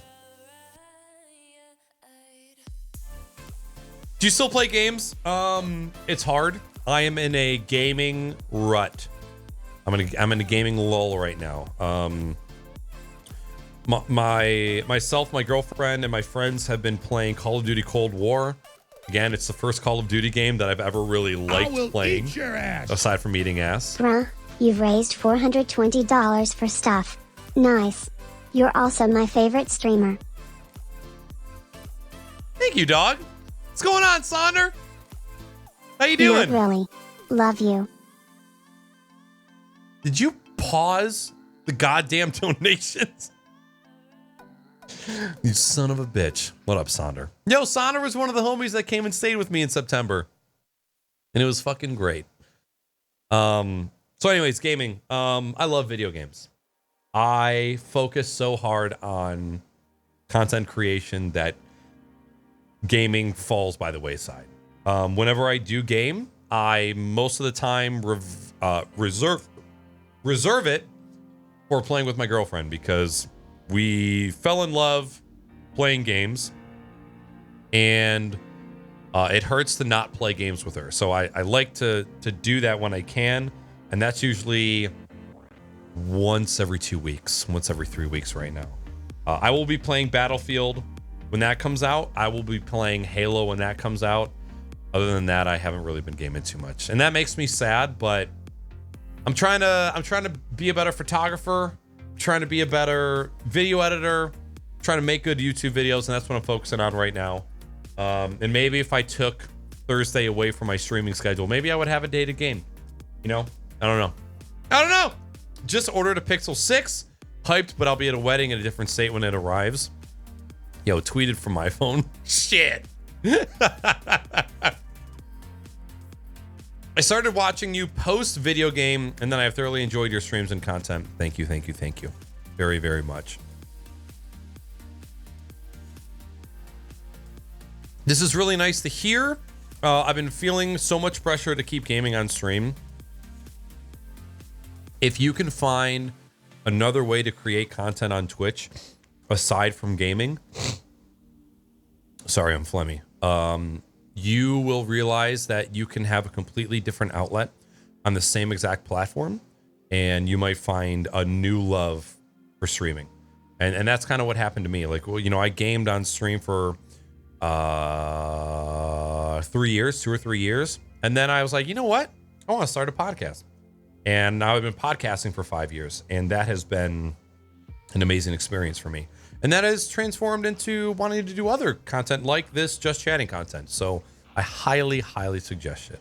Suggest shit. What up, Alhoff? My girlfriend thought your username was Nutcrackers. I mean, it is nuts. Also, what up, Mac? Hope y'all ordered your Apple polishing cloth. They're back ordered into December now? Oh my God, dude. Oh my God. Insane. 52 months from Sonder.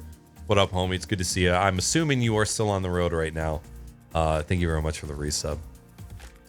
Love your YouTube videos. You always make me cackle. Thank you, Alhoff. Y'all gonna make me cry. I'm crying internally right now.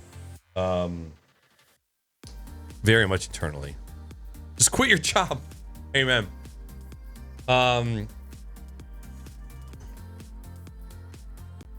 now a part of the interviewing, hiring, and training process, which is new for me. I've always just been a technician, worried about me, myself, and I. And holy shit, not only are all of those things very time consuming, they're stressful. I hate training people, dude. Oh, hey, I'm gonna take 2 hours out of my day to tell you everything I know about this job, and then you're gonna leave, and then you're gonna fucking quit, and I'm gonna have to do it again. I'm about ready to be like, hey, work. Give me a month. Let me record a month's worth of training videos so that I never have to train anybody about our job ever again. I would love to do that. You're in Cedar Rapids right now? Is fucking Hillary Clinton there? Less than 333. Oh my God. Callie, thank you so much for the resub. 2 months. Enjoy your homework. Be a good student. I made you a coaster. Oh, is that what you've been working on? Gimme. No, I won't quit my day job. I like having a full-time job and benefits and a paycheck.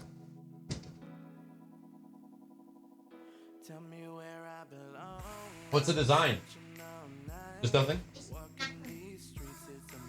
I mean, the color design. Pac-Man? It's pretty okay. Weenie learned how to macrame yesterday and made me a coaster.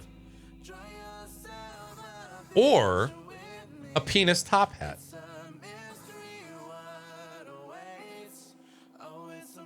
What was that? Sweet! There's Weenie's ADHD just going crazy. What the fuck did you link me? Milwaukee Bucks championship rings offer a twist with a whole lot of franchise references. I'm chilling in Cedar Rapids. You got the reference. Okay, going back to Lunar, excuse me. So looking at that StreamWiki guide, these are my recommendations. The Elgato Wave microphones, the Wave 3. So recently, Elgato released a beta for the Wavelink software. It is the software that accompanies the Wavelink microphone. They are beta testing audio VSTs right into the microphone. So the common issue right now with mics, right? You have a mic chain, microphone, cable, audio interface, computer, or mic, cable, computer if it's a USB. When you want to add things like EQ, noise gate, compression, not noise gate, a expander, right? You have to do all of these things within OBS, which means all of your vocal effects, all the EQ that you're doing, the changes, only exists in OBS, which sucks because you won't sound good in Discord, you won't sound good in Audacity. If you use any other software, you have to redo shit for other pieces of software.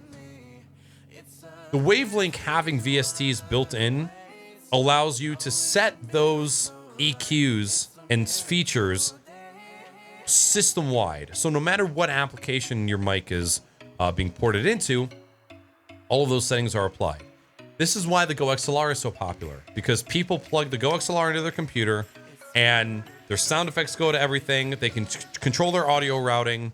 Their compressor goes everywhere. Their noise gate goes everywhere. They don't have to change EQ or noise gate in OBS and Audacity and Discord, right? It's all managed from a single point. So this has always been the number one missing thing from the Wavelink microphone to make it like an amazing mic. And they are beta testing it right now. Now, addendum. You should never buy a piece of hardware for the promise of software in the future. However, it's in beta, so it's coming. The Wavelink microphone is awesome. It's small, it looks sleek, it's USB-C, it sounds fantastic for a condenser microphone. The Wavelink software is dope, and it's very competitively priced. What up, Steve? Steve Wisey, what's good, buddy? I fucking thought about this fucking all day. I had to make it. ADHD going rampant. I bought software with the promise of hardware later. Damn, homie. So simplicity. However, you said that you have an XLR interface already, so the Elgato Wave mic might not be the way to go. Did you already say what XLR USB interface that you had? I'm looking.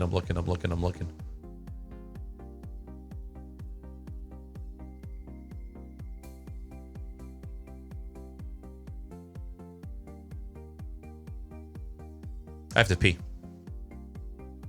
You're in New York City? What the hell? Don't you skip out on Craft Beer Friday. Chat, let me pee real quick. I'll be back in 90 seconds.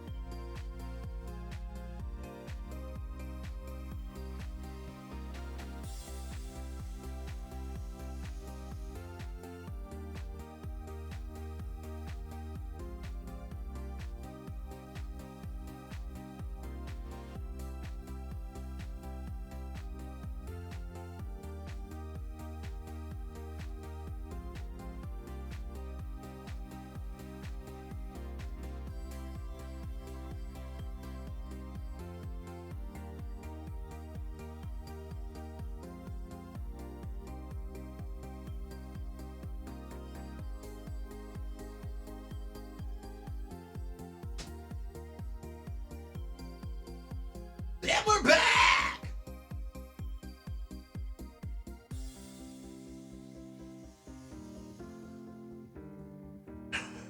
What's up, Tinkerer? What's going on? I'm getting into my slouching position. All right. Lunar has left us. We'll see when he comes back. What's going on, Tinkerer? How you doing? So yeah, Mac, I know that you're probably excited about the Apple shit. I am excited. I didn't know, for one, that HomePod minis were $100, and I had sort of kind of completely forgotten that the HomePods biggies were discontinued. Actually, I went to I went to the website to see how much that the regular HomePods were. I'm like, oh, they're gone. Straight up gone. Which is so weird. I wonder, there must be a money reason why that got discontinued. Like, hey, this is just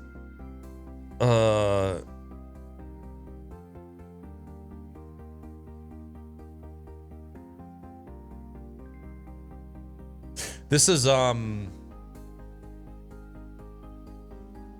too expensive to manufacture, and we can make this smaller one much cheaper, and people like schmo. I got a good one for Friday. Hell yeah. Do you record those in advance, Steve? Waiting for that physical WinRAR. Oh, poor WinRAR. Are you guys are you team WinRAR, or are you team 7-zip, or are you team something else that nobody has heard of because you're a Linux user? Oh man, I cracked myself up.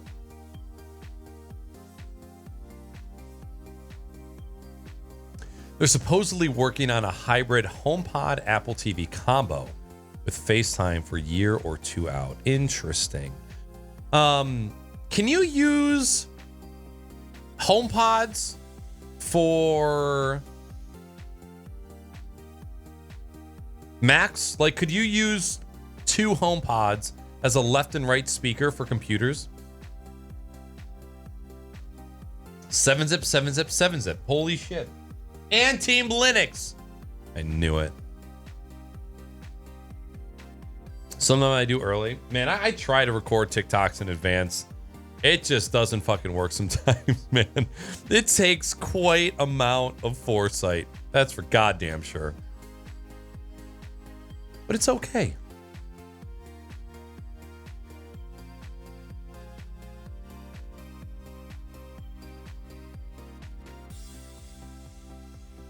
Stereo pairing as possible. It should work on Mac, but the delay is a deal breaker for me. Oh, that's right, because it's not wired. Yeah, if I was to spend money on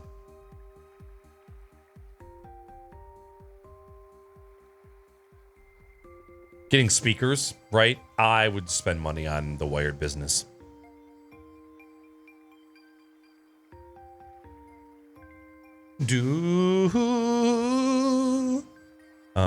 I'm gonna see what's going on. I've got a Apple news list, streamer news list.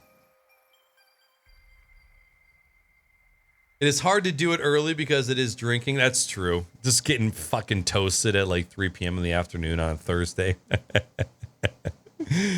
Oh man. Mac, are you planning on purchasing any of the new Apple shit that came out? Apple event summary.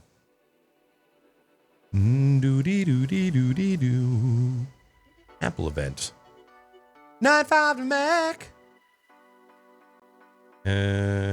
Expand full story.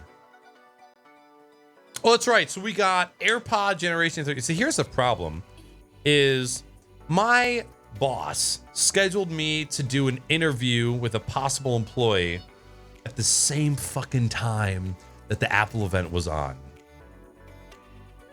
So I couldn't watch it live, but I was an asshole and I had my iPad Pro up off to the side. And I would look over every once in a while just so I could see what was going on. So AirPods Gen 3, from what it looked like, higher rating, IPX4 rating on those, as well as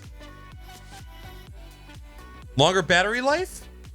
And they look like AirPod Pros, but without the rubber nipple, you know? Apple says that the AirPods 3 charging case features Magsafe support for the first time. You can also charge via Lightning. AirPods 3 pack up to 6 hours of listening time per charge and up to 30 hours of totally listening time with a charging case. That's actually quite a lot. 30 hours is a lot of listening time. Apple says that the AirPods use computational audio, similar to the AirPods Pro. There's also support for adaptive EQ and Dolby Atmos. I gotta say, spatial audio kind of fucks me up. It pisses me off. I don't like it. There has been multiple times where I have started playing music in my head, and it has fucked me up so bad that I thought people were around me. So I take my headphones out and I look around. That has happened to me at least 3 times already with spatial audio. It always trips me up. Bought a polishing cloth. Gary, how you feeling, buddy? I think I said hi to you earlier. I fucking hope I did. It's wonderful to see you. And I hope you're doing good. McSal's, I guarantee they did. I mean, I'm not going to lie. I would buy the Apple tampon to put it in a display case and throw it up on the wall. I would never use it. I would just buy it to be like, homies, I got the Apple polishing rag in 2021 and it is up on the wall for display. That's what I would do with it. It's got to be a gag. However, there are people who bought an XDR Pro display that said that this is the same polishing cloth and it is the best cloth that they have ever had, and that they're legitimately sad when they lose them. I don't know how much validity there is to that statement, but I think it's fun. The cat is attacking the dog. They missed each other so much while we were away. My parents dog sat Boba while we were gone, and my parents have a 6-year-old golden retriever, purebred, and Boba didn't care for the dog at all, but the golden retriever loved it. Getting better, starting to walk unassisted, enjoying the time off right now. Fuck. Fuck. Well, good. I'm glad to hear things are on the up and up, buddy. I only wish the best for you, my dude. What about the Apple butt plug? I'm not going to lie.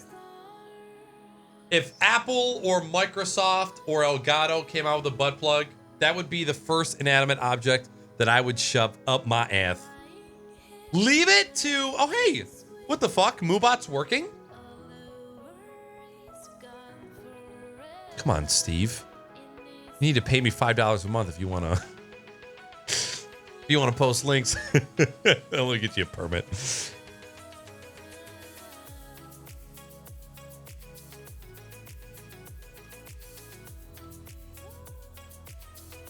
There you go, buddy. Yep, you are correct, Mac. I just finished building my desk with some of your past recommendations. Can I drop a pic? Fucking yeah, you can. Disturbing. If you want to put it in, well, if you have a link, feel free to throw it in chat, or if you just want to throw it in the Tech Pics channel in Discord.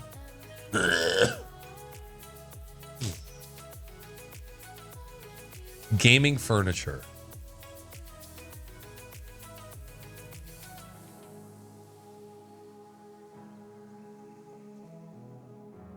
Oh, you got boinked. Let me get you too, buddy.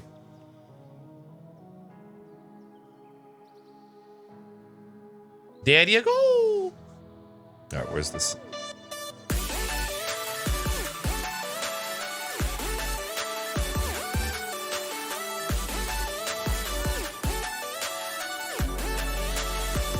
Ah! What the fuck? What's going on, Kasia?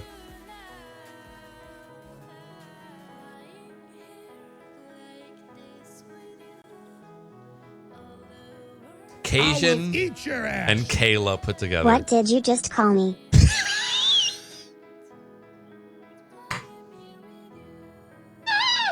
Oh my god. Kasia. Oh my god. Kayla in a cage. Kasia. Holy fuck. Small Cajun, thank you very much for the raid. Welcome in, everybody. Tom, Tanya, Greg, and Kasia. Thank you. And thank you for the sub. 19 months. I called you Kasia. Oh, man. I can recommend good sites if you want an inanimate object. Hey-o! Tom Chambers, good to see you, buddy. Greggy, what up, bud? I may legit ditch my DX Racer for one of those IKEA chairs. Yeah, I would encourage anybody to ditch a DX Racer. All right, let's see what's on here. Okay. That's done. Disturbing's Battle Station. Let's see it. Hey! Nice dildo. Just kidding. Looks great, my dude. Got the Focusrite, got the DT 770s or 990s. Love the lamp. I think that's an air purifier. Sexy ass keyboard, the wireless mouse. I just got that mouse actually. I forgot to tell you a lot of you about that. I got this hooker right here. Wireless G502. I can't ever go back to a wired mouse. I will eat your ass. Ever! 4 weeks to tell ya I re-upped during September lull. You did, didn't you? You horny little boy. What a great looking setup, dude. Curved ultra wide, vertical monitor, blue Yeti on the compass, a sexy ass case. I believe this is a Corsair case. It looks great, man. Congratulations on the new setup. Hell yeah, brother. Much sex. Is this you? Where was the... Oh, the IKEA. I was looking for the IKEA shit. Where are you? Gaming furniture, desks, accessories, chairs. Okay, so these wall plates right here. Yeah, let me show you this. You guys want to see 99% of the gaming setups on TikTok right now?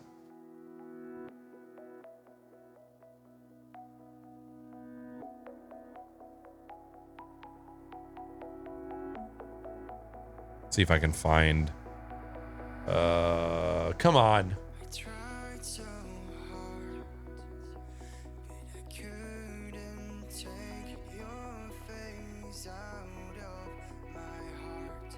Oh my God, literally. Okay, this is what I'm talking about. White panel wall, white panel wall, white panel wall, white panel wall, white panel wall, white panel wall, white panel wall, white panel wall, white panel wall, white panel wall, white panel wall, white panel wall, white panel. It's everywhere. Every single setup on TikTok is all the same. White panel wall, white everything, even though I did it first. RGB, they all, I can never tell any of them the difference between any of them. But like, this looks fucking sick. But they all look the same. Every single one of them looks the exact same. No, there's no character, no diversity. And it makes me angry.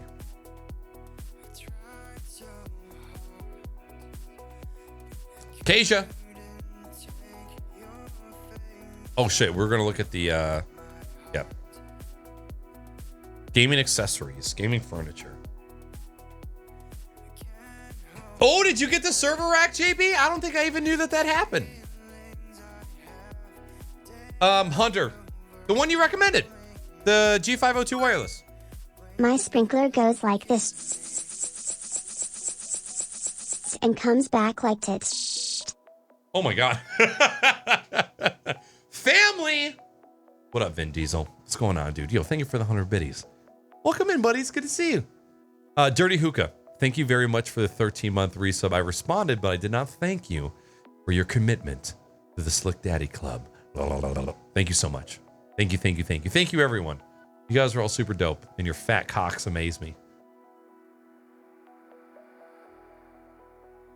Oh, you got the headphones because of me? Well, then you can thank Sonder, because Sonder was the one that told me to get them. Ugh. I've been looking into an external DAC amp combos recently, but it is necessary since I'm using a mixer with my setup, Behringer Q02 USB. So, in my experience, mixers have pretty good headphone amps. If you are going crazy high ohms, then you might want to look into a DAC amp, but it's not necessary. So, are you going in that direction because you want to get a really good pair of headphones? I'm huge and I've always had a white setup, keyboard, mouse. See, I've only ever had I just did white walls because I listened to a Macklemore song one time. No, I did white walls because I wanted the Philips Hue bulbs to reflect off the walls, and I wanted the colored diffused light to fill the room, which it does, and I love. And white countertops from IKEA were $60 a pop, so that's why I went with those. Hello? Sometimes I forget to turn my Mac Mini speakers off, and then even though I have Discord muted, they come through the speakers. Oh, hell yeah! We got the power conditioner, the DBX. Very nice. Oh, you got an emote too. I don't think I knew that. That's right. You don't have the laptop anymore. Hell yeah, brother. Nice. I built my desk from IKEA 2 cabinets and got a 6-foot-long oak countertop. Such an easy and cheap way to go. I hate the rack doesn't line up with both audio rack mounted pieces.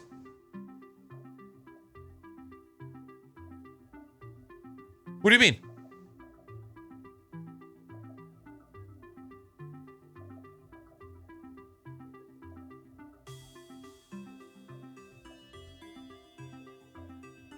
No thanks needed, fucko. Oh my god. We've had this conversation before. Sometimes me and my girlfriend will call each other stupid fucking bitches, or you motherfucker, right? You're you stupid ass fuck bitch. And it's just calling someone come on, you dumb bitch. Just giving somebody a bitch is great. And when people call me a fuck or a bitch, it honestly makes me laugh, because I imagine that they're saying it out loud as they're typing it.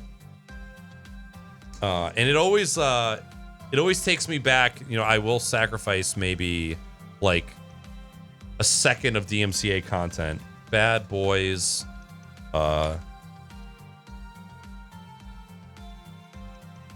Yeah, hold on. Let me get this ready for you.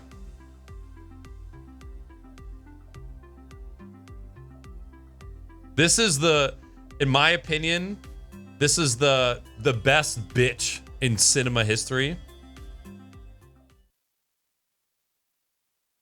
Hey, freeze, you freeze, bitch. Bitch. That wasn't very loud, was it? Why was that? This is because it's not. Oh, I can't show the software. Hold on. Oh no, it's. Oh shit, I'm fucked. Now back up. That's it. This has not. Stand. I really don't.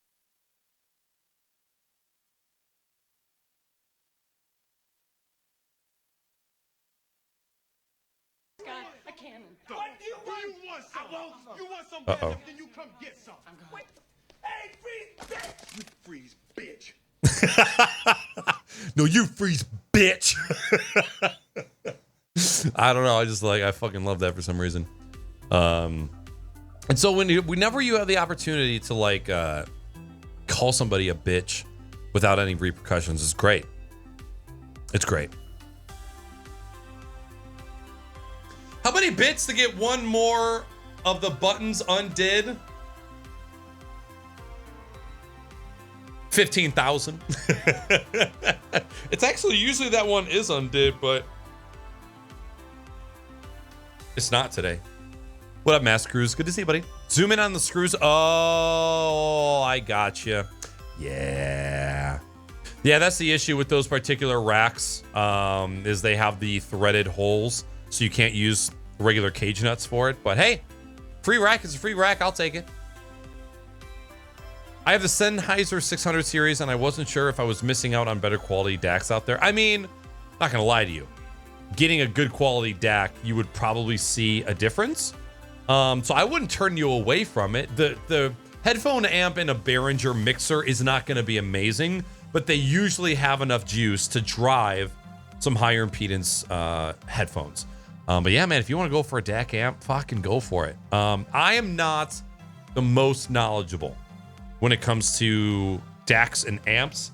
However, I do know that there is a fantastic amount of headphone amps out there for great prices. I know Mayflower is one. Shit is another. CHITT. Not Schitt's Creek. Shit Audio. Oh, SCHIIT. So yeah, you got the Magni and the Modi. So this is called a shit stack, where you take the DAC and the amp and you stack them on top of each other. But they have so many great products for a pretty good price. So I believe this is the headphone amp. Yep, the Magni is $100. Fantastic value for the price. Tube amp comes in at around 150. And they have a lot of other options now that I know nothing about. But they're sexy as fuck, and they review really, really well on YouTube. So, but again, not an expert in the audio field concerning that at all.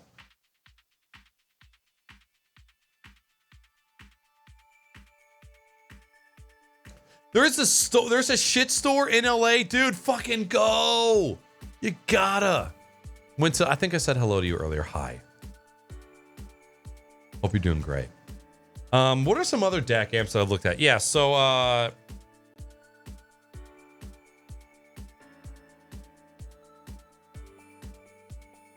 the Objective 2.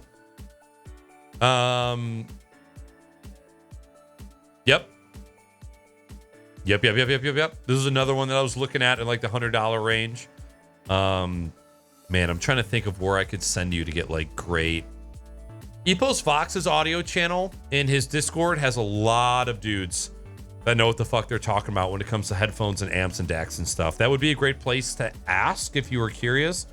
There's also a dude who does YouTube reviews of DAC amps. His name starts with a Z.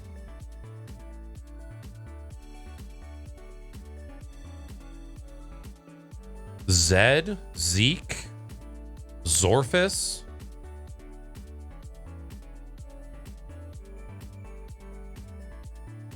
He changed his name? How is he not within the first, like, couple homies? Oh, look at fucking Bad Seed reviewing the Mayflower Arc 2. Or Arc MK2, excuse me. Bro, where is this homie? Let's do headphone review Z. It's gonna put in Z. Z? No way, it's fucking Z reviews. Maybe his Twitch is a different name. Welcome to Z Reviews in 2020. Yeah, look at this homeboy. Look at this guy. Reviews shit all over the place. Even goes into like in-ear monitors and stuff. Tube amps, DACs, amps, headphones, headsets. Pretty reputable. I got a lot of great information from his Discord as well. Definitely a good place to go as well. He's been making videos for a long time. Shit Asgard. I always wonder how can you get so deep into reviewing audio equipment? You know, like when you've gotten to the part where you have reviewed 3 different pairs of headphones, how the fuck do you keep your shit straight and tell the difference between them and compare them? That's gotta be insane. Asgard is what I was looking at. Oh, from shit. Whoops, just hit the beacon.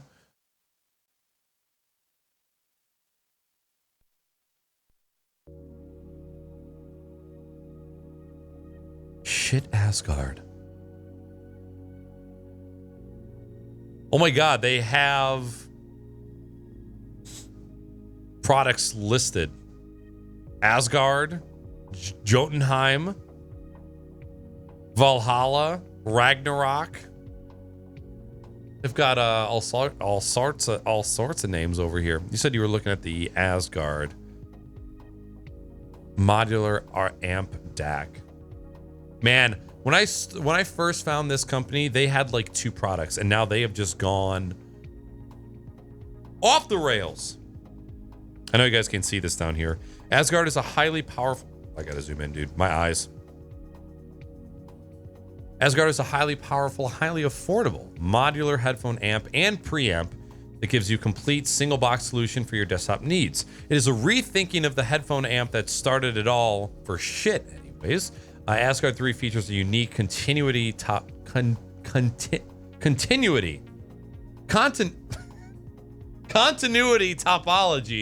that extends the benefits of Class A output and accepts all the same modules as Jotunheim and Lear 3.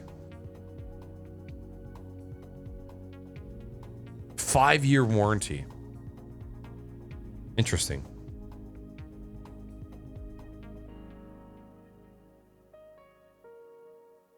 Pre-out, pre-in.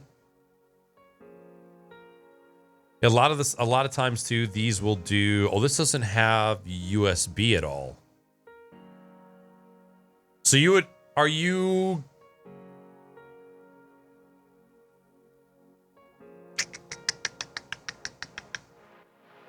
I'm confused. How is it a digital audio converter when it doesn't have USB? Am I missing the USB port?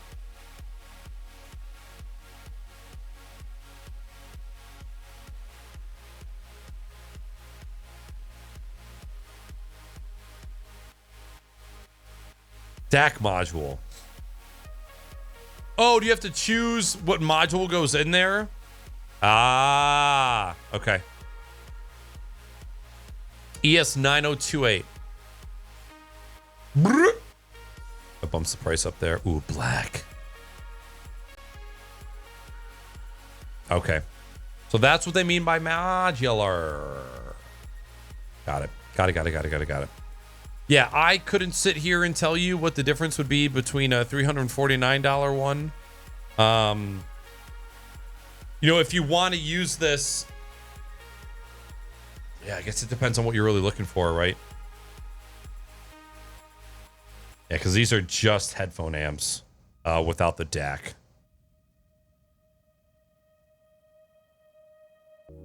But they are beautiful. Oh, man. Gaming DAC amps. Oh, they got into the gaming world. Show me your rear. Dual USB Type-C, optical and 3.5 millimeter out, 3.5 millimeter in, and a 1/4 inch out with a volume knob. $109. Interesting. Is this? I wonder if this is meant to be more portable.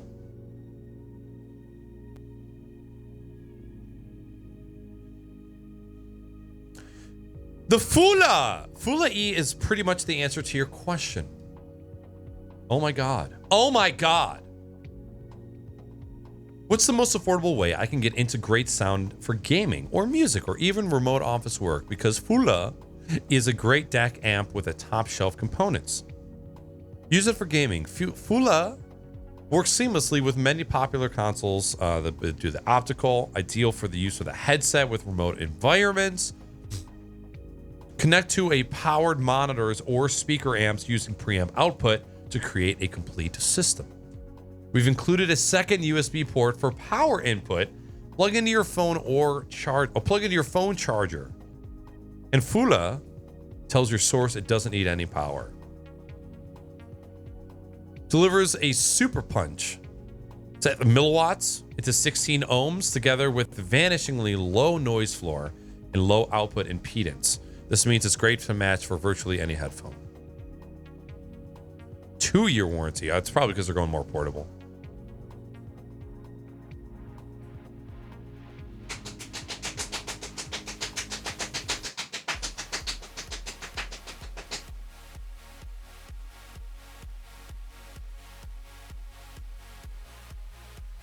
Very good, but I don't need another thing on my desk if I don't need it. Fair. Well, would you be getting rid of your Behringer UM2? I can't remember if you still have a Focusrite or not. You guys like that?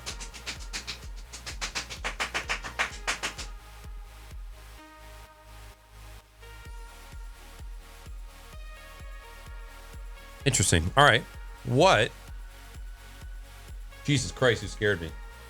Give me a fat kiss. Thank you. Not you, Boba. Hey, come here. Yay. Are you gone? Good night. Sounds super pretentious. The Fula. The Fula 4 Hell 2. Oh, interesting. Okay. Next up, what was the other gaming?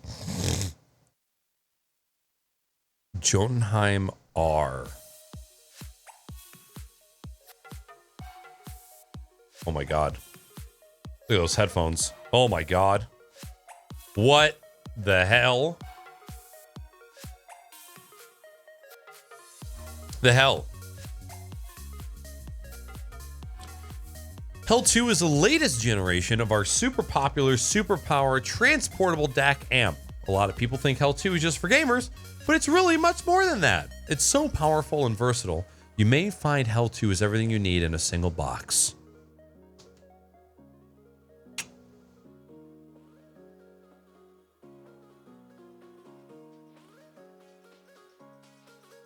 Maximum power, 300 ohms, which is pretty good for your higher fidelity headsets like your DT770s or the 990. I think the starter one is the 80 ohms, and then there's a 250 ohms, and there's what I have. So the 600 ohm versions, which obviously my Behringer 1204 is not outputting what it should.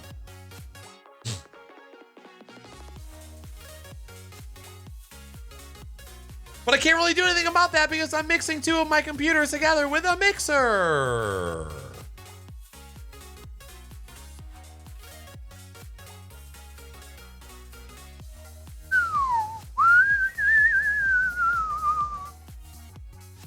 Okay, interesting. Cool little device. Use it for a computer or for phone. Is this gain and headphone amp knob? Interesting. Oh, what the hell's going on here? Oh, so if you have a gaming headset that has a mic 3.5 and a headphone, you can go directly into that, and you can use the hell for both your input and your output. Oh my god! Oh my god! A PS2 and what is this? Black Ops? Or is this like Modern Warfare? What the hell? Hey, you sexy beast! Are you giving Rush a mustache rides tonight? Not tonight. I need to get a little bit more growth before I start giving things out for free. As you can see, it's a little short, a little stubbly right now. We'll get there. We'll get there. Tony Sark, it's good to see you, buddy. Happy Tuesday. Thank you for stopping in and saying hello. I don't have anything to compare with the sound of my setup now. I have the UMC22, but I only use that for splitting the XLR mic. Got it. Okay. I mean, yeah, dude, to be honest, anything is going to be an upgrade over what you have. I am 90% sure that I'm not pushing these headphones to their full extent, right? Behringer's mixers, headphones, amps are enough, and they get pretty loud, but there's probably some fidelity that I'm missing out there. That's all right. That's just my life. I ain't getting away from dual PC streaming anytime soon.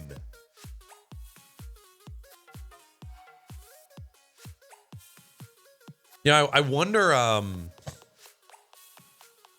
how people are doing dual PC audio. They aren't using a mixer, and they aren't using a Go XLR. And I wonder what that setup will look like a while from now, right? Because like the only streaming PC audio that needs to happen in my headphones are the alerts. I guess the videos too. But yeah, it's kind of crazy to me that like there still aren't a lot of great options to get your audio from one PC to the other without introducing analog mixers like fucking $500 Go XLR. I don't know if the Go XLR Mini has the same dual PC capabilities as the Go XLR does. Who'd have thunk? Tech streamer that doesn't have any experience with the Go XLR. I bought it. I used it for 4 days, and then I sold it to my brother, and then he gave it to his girlfriend. It just didn't work for me at the time. It just didn't work. However, there is I might have to change up something. I have a new microphone coming in soon, and I'm going to be testing it out both for gaming and for streaming, and you guys will see it on camera, and I'm super excited about it, but it's not fit for dual PC setups quite yet, but that's okay. Not everything can be perfect. Tony, it's always good to see you, man. Always blowing me up. Oh man, but I mean, like, you're always lifting me up. You're always so nice, so kind.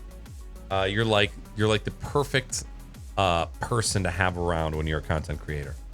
Thank you. Thank you for being around and for being dope. I'm still using a bit of NDI audio for my setup. I need something better. Yeah, it's like, you know what I really want to do is I want to have one of the guys from NDI on the podcast, and I want to tear him open with my tongue love. I really just want to ask him questions about NDI for streamers and setting it up and like troubleshooting and like what can we do to like help people use NDI better, because NDI is still like this big cloud of maybe, and it's really hard to troubleshoot, and of course you need a network to support it. It's still not great. I just wish there was like, it's got to be an easier way to do it. Somebody at NASA is sitting in a group with audio engineers, and we're like, we're gonna figure this out. They're gonna figure it out soon. Really, what somebody needs to do is come up with a device that has audio mixing capabilities. So I want to use a Go XLR, right? I want to hear audio from both PCs, but I don't want to go XLR. I just want a mic and a headphone. I want a mic that can go to two PCs, and I want headphones that can collect audio from two PCs. Somebody build that for $200 and have it be the dual PC audio magic box for streamers. Somebody create that. That makes it easy enough so that anybody can do it. So that way, if you want to use a DAC amp setup for your gaming PC, you can. And that way you don't have to like get into the audio mixer, the analog audio mixers. I'm really hoping that comes out. But the fact that it hasn't makes me realize that A, the market share is probably incredibly small and nobody actually gives a fuck. Or B, it's kind of difficult to do. Because once you start connecting devices together, you get into electrical interference issues, you get into ground noise loop isolation issues. So there's a whole bag of cats that comes along with it, you know. You keep making it, I'll keep hyping it up. I love your funny takes on it a while. Still learning about tech, so thank you. Hey, my pleasure, Tony. My pleasure. Thank you. I tried drawing a diagram and completely lost in how I had it set up. A buddy of mine was asking why I didn't go through HDMI. I had no better answer than, I don't know, man. I've tried everything, and it seems like there is literally only way to make it work. So there's a reason to all this madness. True. 100% correct. 100% correct. Because, yeah, that HDMI shit doesn't work. Like, can you send audio over HDMI? Yeah. How do you send audio from HDMI to HDMI? Are you going through graphics cards? Do you have to have capture cards, right? Like, computers don't have like tuners or IO like TVs where you can just connect HDMI to HDMI and it just transmits shit, right? We don't have it that good. Problem is, do you want the mic sent to both PCs too? Yes, because I need my mic to go to my gaming PC for when I'm not streaming, and I need my mic to go to the streaming PC for OBS on the streaming PC.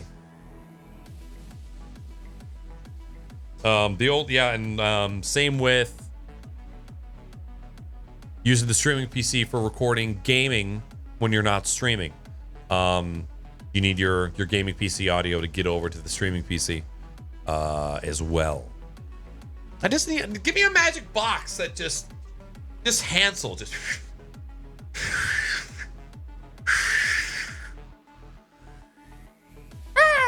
right? Send it back and forth all the ways. Don't tell me how you do it. Just get it done. And I mean,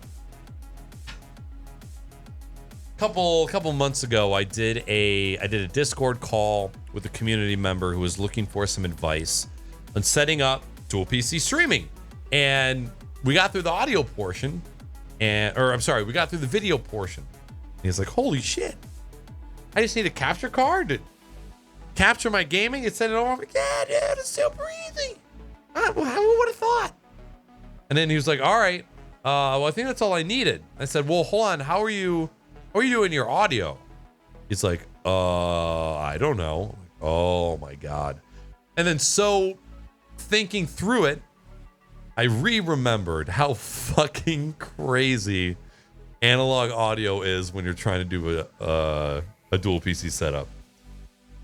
And it gets even crazier. Like, my setup is feasible because I have two mixers. It just makes it easier to use one mixer for mic routing and then one mixer for playback routing.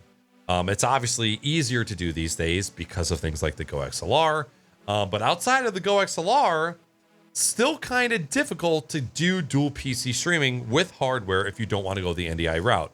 Because like Audio Geek mentioned in chat, there's drift with both audio and video. NDI is great because it's free and it goes over the network, but you got to have two PCs that are hardwired. You got to have the networking equipment, and it just doesn't work great all of the time. There's always something fucking going on with it. And it is why I eventually ditched it to get a capture card. And what I really need to do, which would cut down on the amount of external capture cards that I have right now, is to get a Elgato Cam Link Pro, so I can just put all my cameras into the Cam Link Pro and then just keep my AverMedia Live Gamer 4K Mark II for my gaming PC, which nowadays isn't that much of a big deal because I'm not game streaming. So do I need to capture desktop in 1440p 244 hertz or 144 hertz? And the answer to that question is no, you don't. But it looks great. I'm just, man, I would love to build a 1080p canvas in OBS and then stream in 1080p. But I would also love to build a 1440p canvas in OBS, stream in 1440p, because I capture my gaming monitor at 1440p.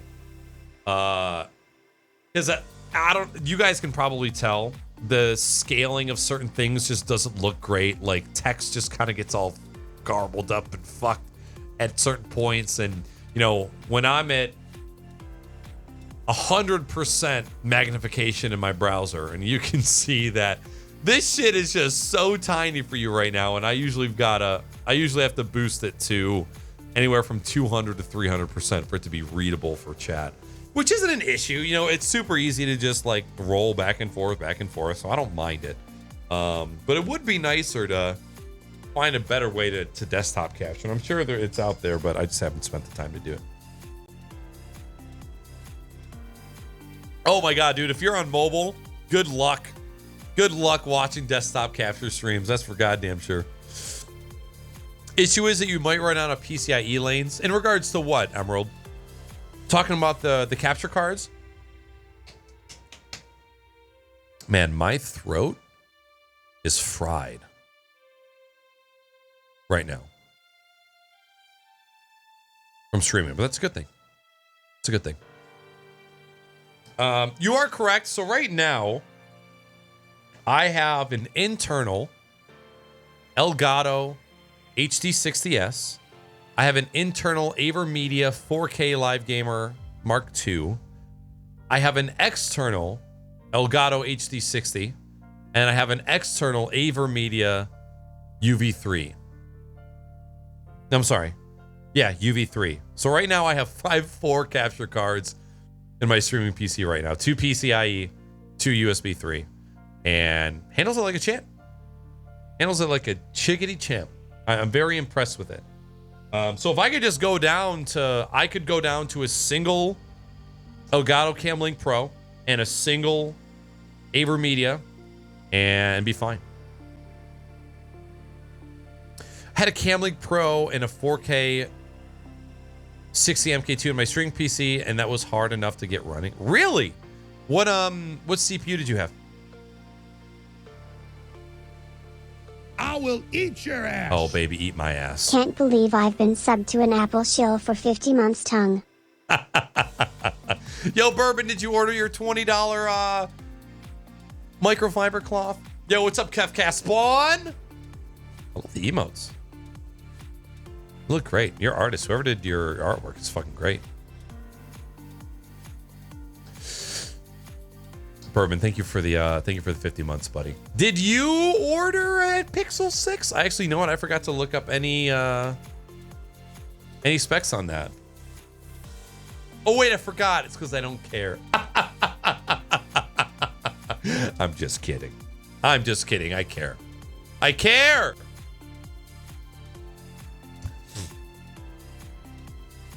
Wow.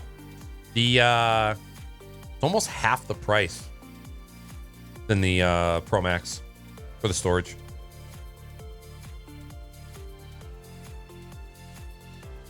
Looks sick. Is that a camera bump?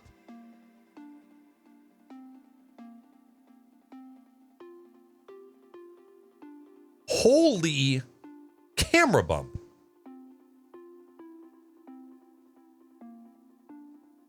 I don't care. Dude, give me a full-on lens with my phone. I don't give a shit. I have a good question. Is there a new Go XLR coming out soon that's going to beat it? Please tell me why I shouldn't buy a Go XLR Mini and wait for something new. Here's the thing, Tony Stark. In the tech world, there is always going to be something new around the horizon. So you need to ask yourself this. Is there a massive hole that you need filled that the Go XLR Mini can present to you, right? Is there a huge need Or can you roll with what you have for now until something else comes out? I can't say whether or not something is coming out. However, people are working on stuff. All over. I wouldn't wait around. You can always sell audio equipment. There's always going to be somebody who's looking for a Go XLR. And, yeah. I wouldn't say wait around. What are you looking for in an audio interface? Or do you kind of already have an idea and that's exactly why you're looking at the Go XLR Mini? I normally don't tell people to wait around for tech. My one caveat to that, or one exception rather, was the M1 Mac Mini. I held off on buying a Mac for a long time because I just had this gut feeling that it could have been something dope. I was still skeptical, but I was like, this could be sweet. Why not just wait? The other Mac Mini had just gotten released like a year prior to that. And it held out. I held out for it and it ended up working out. But I never recommend people, if you got money to buy something and you're in need, go out and buy something. I got the base version with 128 gigs. The Pro is $300 more expensive for not a lot more stuff. Okay. Thanks. They are my first attempt at emotes digitally. First time catching you live. Fuck yeah, homie. Thank you so much for stopping in. Did we meet on TikTok? Is that where you know me from? Ryzen 9 5950 and 128 gigs of RAM.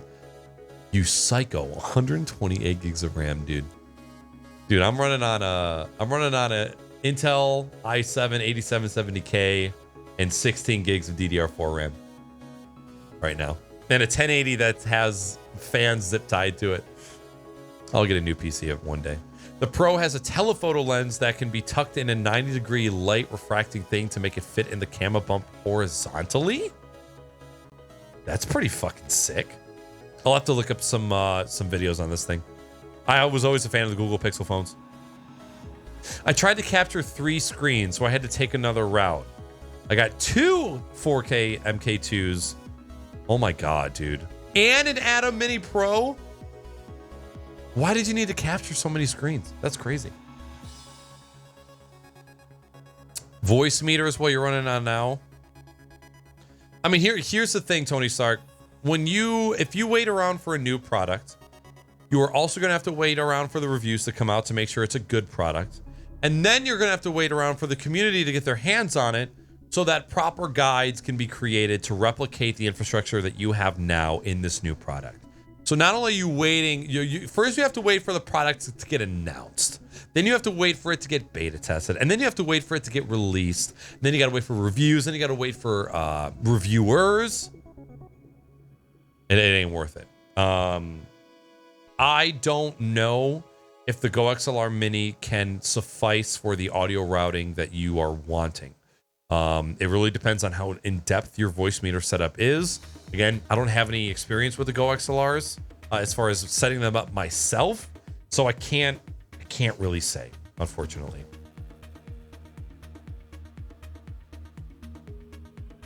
I follow you on the social, starting with TikTok. Hell yeah, brother. Well, thank you so much. Thank you for popping in and saying hello. 3 screens for Sims on cinematic out. Oh, okay, that makes sense. That makes sense. Fucking screens, homie. God, I'm so out of water. Interesting.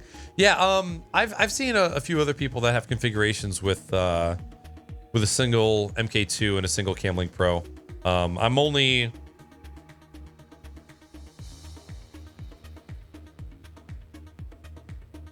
Yeah, I only need two of the inputs on the Camlink Pro right now. All the other cameras are USB. Yeah. And then just the MK2 to capture my... You know what I forgot is that they have an MK2 too? The one that has multiple? Okay, good to know. Good to know. I appreciate input like that. I've thankfully have not had any problems getting all my capture cards to work. Aside from, I don't know why the GoPro isn't working right now. Let's see, Cam GoPro. Capture card, AverMedia capture card. You guys are just gonna see blackness right now. I apologize. Game Capture HD60S. Plugged in. Plugged in. It's not even showing like a Elgato Game Capture HD. Don't think that's it. That. Oh. Hello? Ah!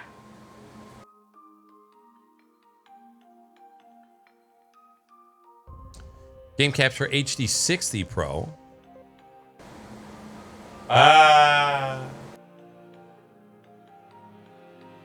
AverMedia U Capture. Oh, this is my console capture. Oh. No. It's the GoPro!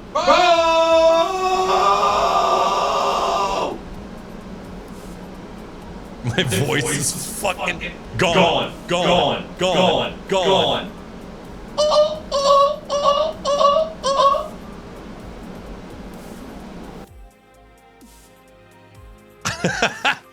Dude, I don't know why it's doing that. I'd never forward my audio through. All right, hold on a minute.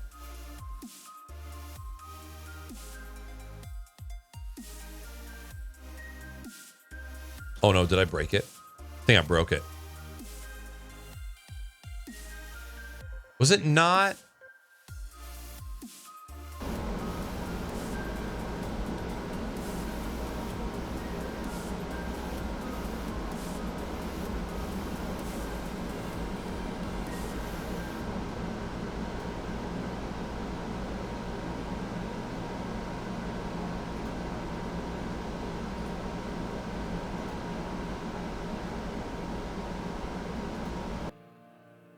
Now I know why.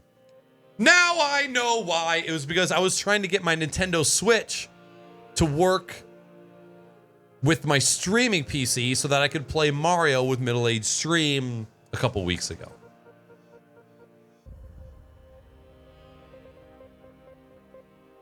Why am I so bright? It's because of the page that I'm on? Yeah, that page was just hella bright. What the fuck? So now it all makes sense.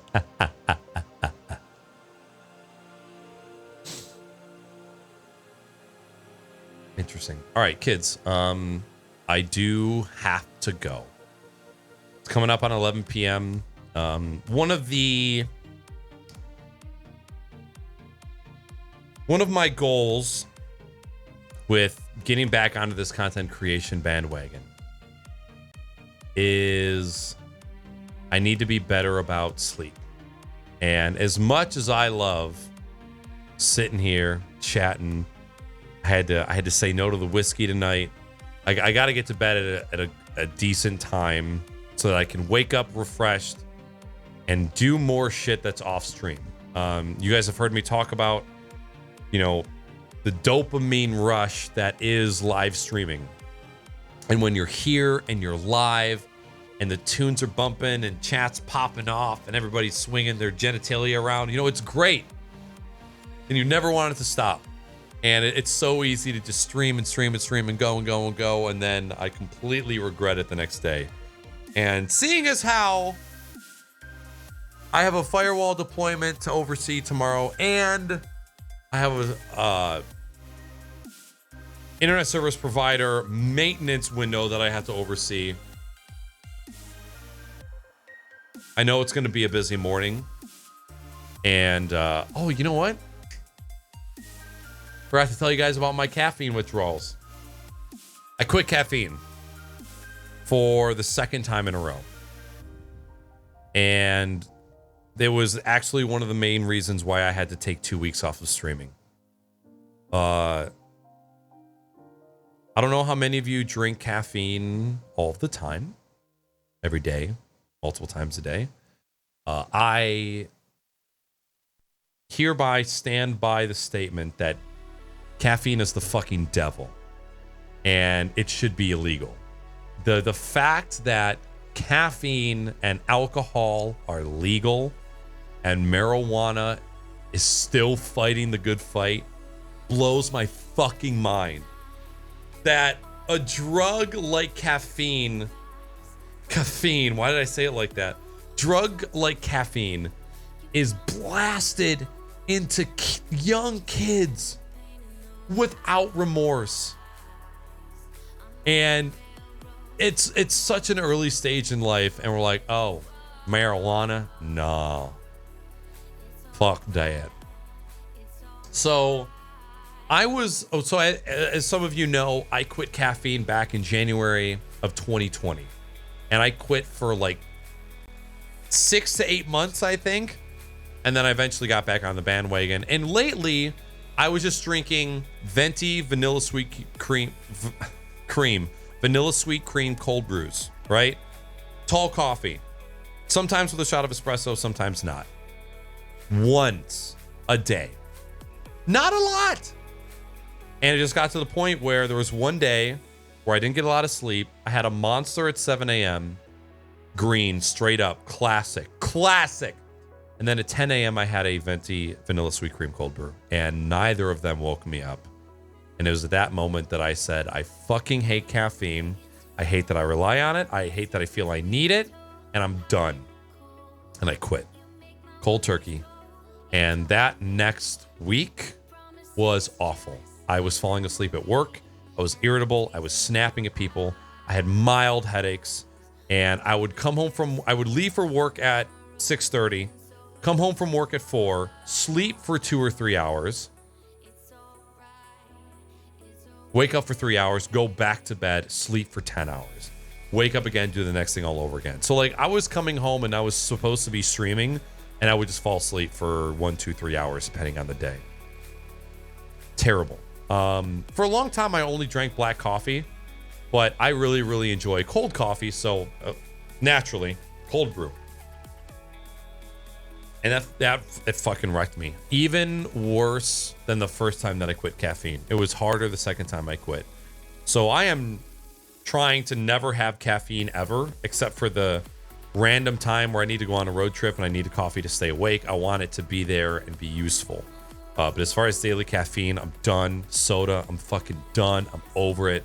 And I'm sure I'll relapse at some point.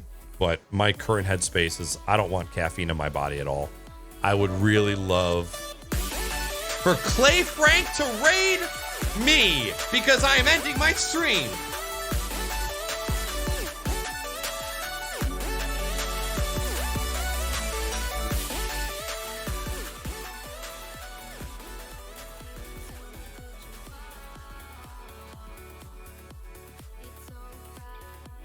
What up, homies?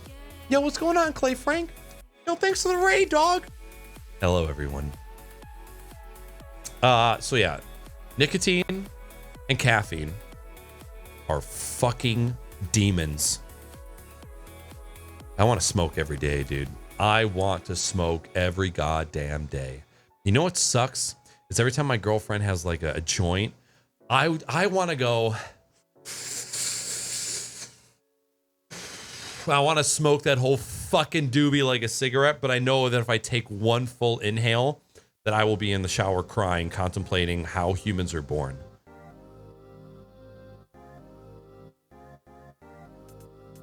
How long off nicotine? March 2020. 18 months. 18 fracking months.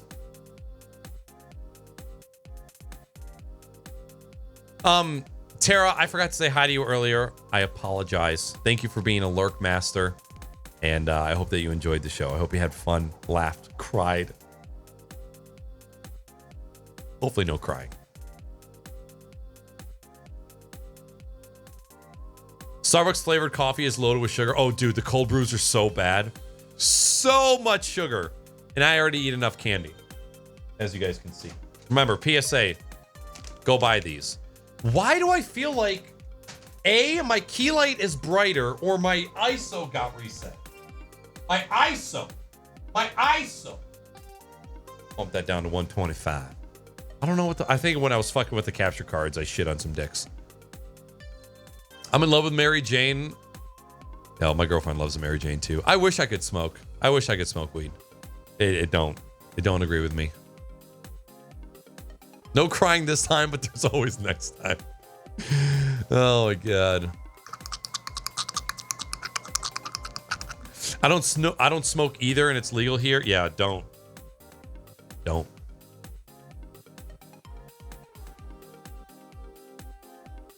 I'm upset with myself that I willingly cut my life short just to smoke on some pipes. Coffee pont go see or drip drip. Oh, drippy. Son of a bitch. I do miss coffee. And I'll go back to these. I don't even want to make decaf a routine. The only drinking routine that I want in my life is water. Because that is the only routine that has been lacking from my life for my entire life. When I need a drink, I need to go for water. When I'm thirsty, water. I need energy, water. Need to drink water.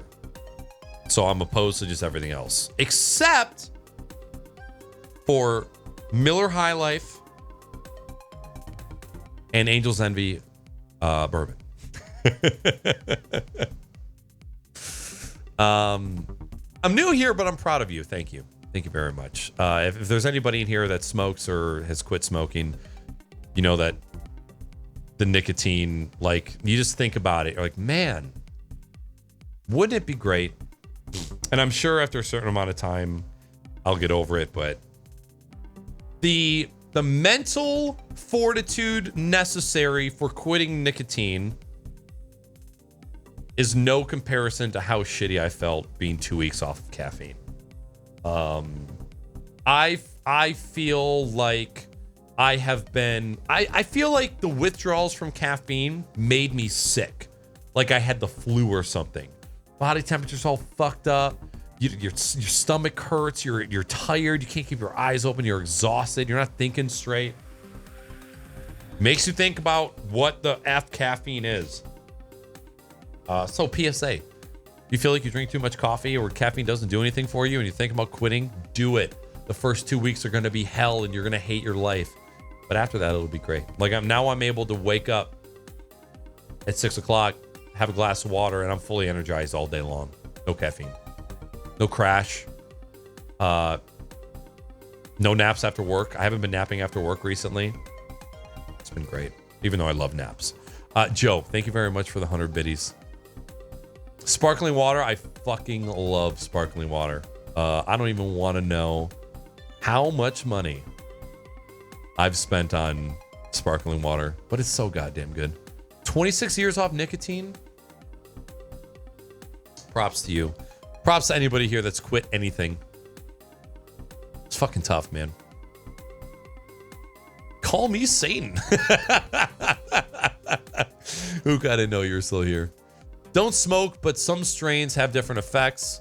Yeah, they're all bad. They're all bad for me. I am a useless human being when I am high.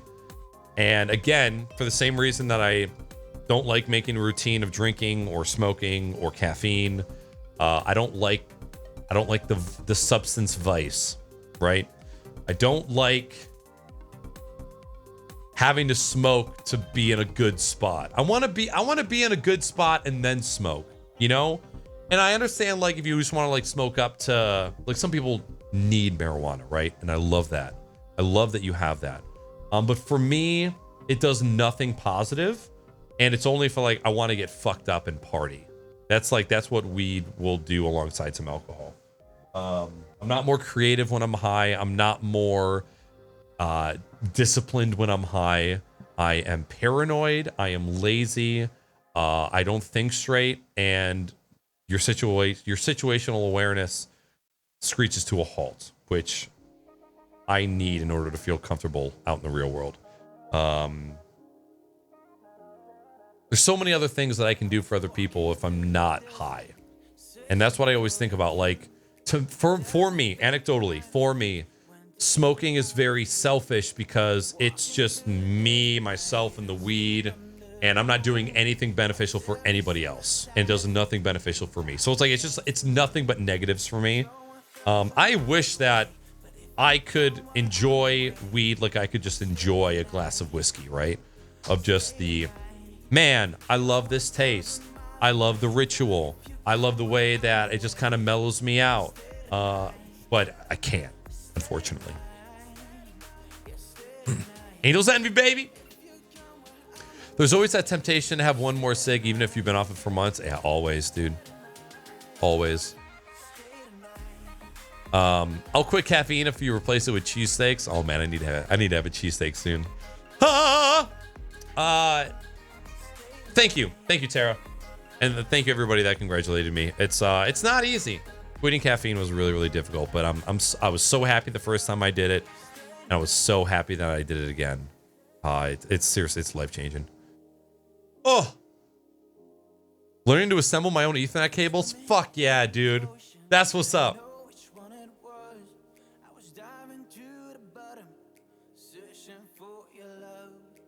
Oh my god, am I forgetting?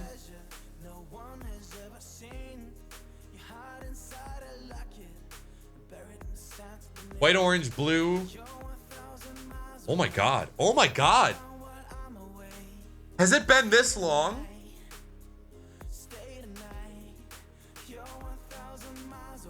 Dude, I have forgotten how to crimp.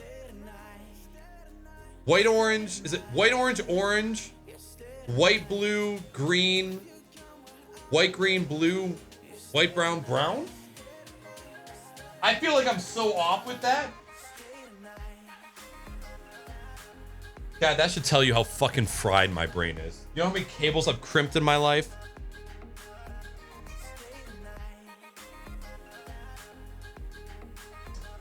White, orange, orange.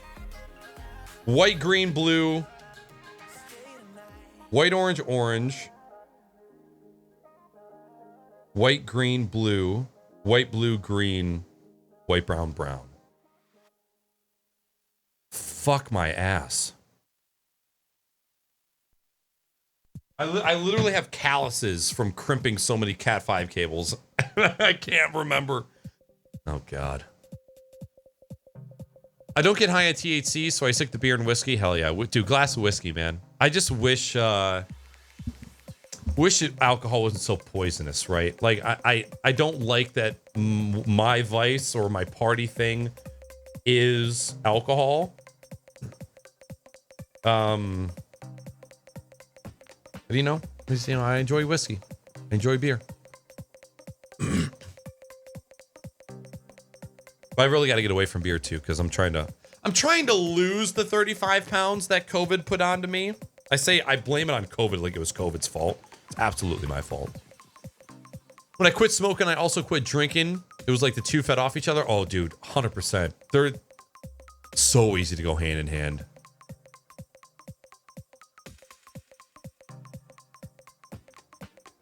I've quit reading and never looked at a book since.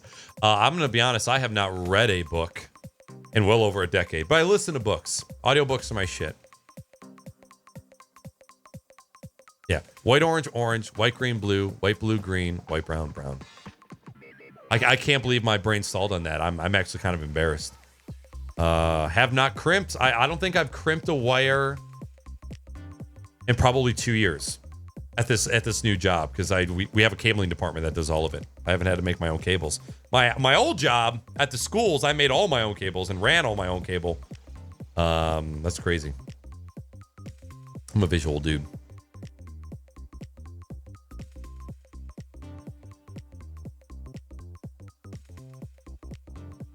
Got some Klein tools? Nice. Good enough. I live 15 minutes from the oldest licensed whiskey distillery in the world. Fucking winner. Fucking winner. Hell yeah, dude.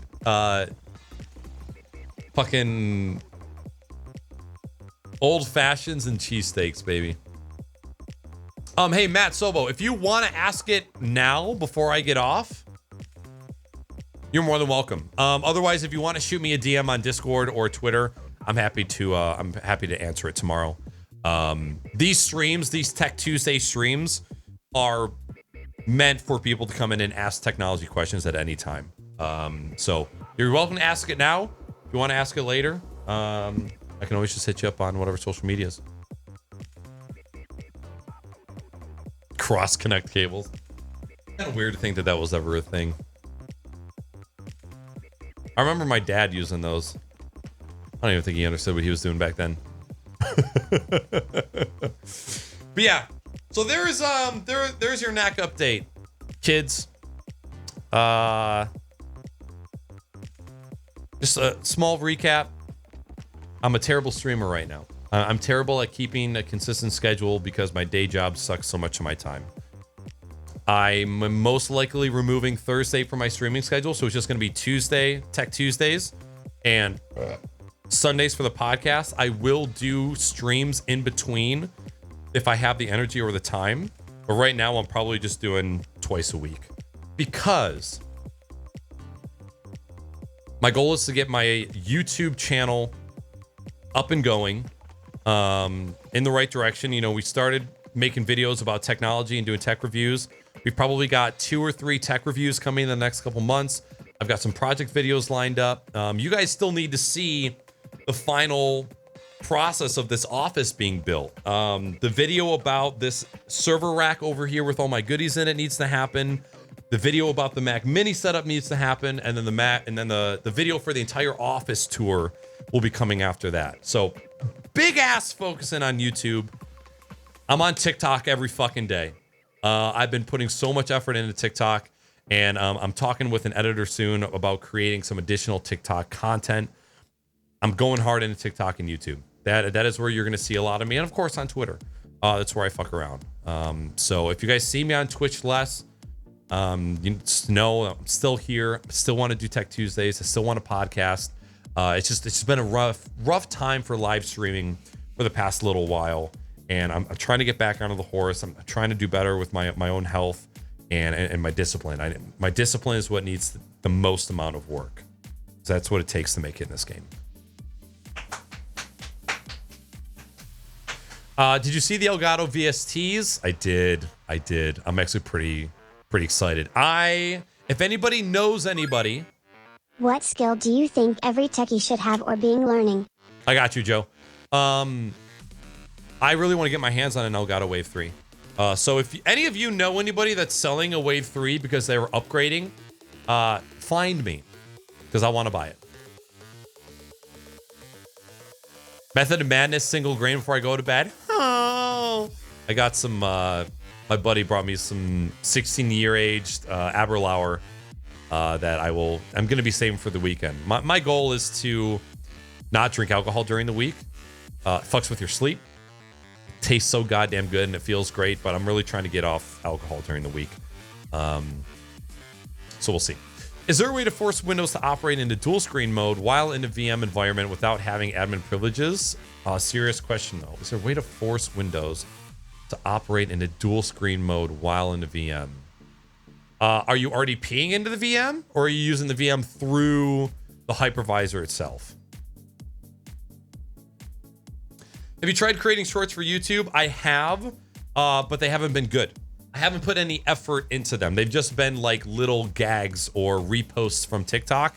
I need to figure out what my YouTube short strategy is, and that's what I've been kind of doing in the background, is figuring out what I should do. I'm learning to build my own client image server. I'm a photographer, and I'm just sick of paying for Google Drive or some other image delivery service. Was wondering if you had any suggestions that I could use instead of Google Drive. I'm comfortable using Linux, but worried about the security part of it.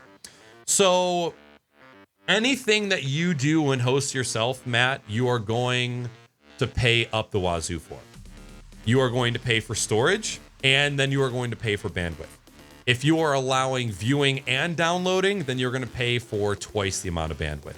So if you are hosting your own NAS in your house, you're going to have a static IP from your internet service provider. And I would highly recommend spending money on a firewall to protect yourself if you're hosting things in your house. Then I would also suggest some sort of EDR or ATP, endpoint detection response, or advanced threat protection, some serious antivirus on your machines to protect you. Because as soon as you open up your home to the world, there's precautions that you need to take in order to keep yourself secured. Then you got to pay for the space. Then you have to pay for your time and labor to expand that space when it gets filled. But that's money. That's fucking money too. I am not a master in cloud hosting services, but what I can tell you from other people that I know that work in the photography industry is that you should pay a host to host your photos. Now, if you want to have a website, you can beef up a web server, and so the hosting is on the web host, the hardware is on the web host, the bandwidth is on the web host, but you're going to pay for web server space. You're going to pay for the bandwidth used, right? So there's like, you're either going to pay Google Drive or you're going to pay somebody else, right? You're paying no matter what. So is Google Drive the best way to go about it? No, but I guess it kind of depends on what else you're looking for. Are you looking to build a portfolio? Are you more so looking for, like, you just want an was it Pixelator or a photo bucket, right? Where you just want to host images where clients can log in with a login to see the photos that you've taken, right? I'm sure that there's probably some other software packages or hosting services out there. Flickr, thank you. I could not think of it. You're gonna pay the piper somewhere, man. And you said that you're familiar with Linux. Here's the thing. Hosting all the data is one thing. Now you got to back it up locally and remotely. So not only are you paying for the server hardware and all of your time and labor to maintain that hardware, you're paying for the bandwidth, and then you're paying to back it up twice. It adds up after a while. So again, to you, asking about the headache, right? What headache are you able to tolerate? I don't like fucking around with some stuff. I use mainly Pixius and Google Drive. Okay. What skill do you think every techie should have or begin learning? Cloud. Cloud. Learning how to not be tied to a single device, and being able to bounce from mobile to mobile to mobile. Learning what it's, first of all, cloud everything. Two-factor authentication, password manager,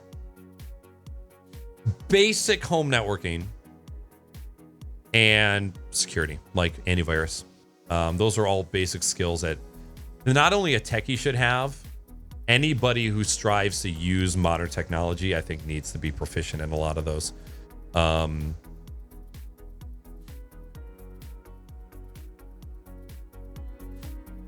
Sorry. Password managers and two-factor authentication, it's here. It is the norm, and it needs to become mainstream for everybody. So that's my answer for that. 2 physical monitors and VM is through a proprietary OS that recognizes both monitors. Stretch the Windows window, but it just thinks it's one huge screen. Yeah, I mean, it depends on the software suite that you're using. If you were to RDP into the VMs, if they're Windows-based operating systems, RDP has an option where you can support dual monitors, and it will stretch them out to both monitors, but it depends on what proprietary software you're using. Emerald, I want a Wave 3 for the Mac Mini setup, and I want a Wave 3 so that I can test it and review it and learn the technicalities of it. I am just now getting into the part where I want to review audio equipment, and I want to increase my knowledge in audio, and so I want to get my hands on all these different types of mics so I can familiarize myself with them. And also, being in a tech world, being in tech support, I want to be able to answer questions when people ask questions about these particular products as well. You might be M. Johnson. It's kind of the one part of the world that's still severely lacking is remote support. If you have one laptop and you have one computer, it's really easy to make a remote solution be great. But if you want to have a solid 1080p 60 frame rate RDP experience, it's just not quite there yet. Hell yeah, I'm from Michigan. 313, baby. East side. East side. Yeah, I'm just north of Detroit.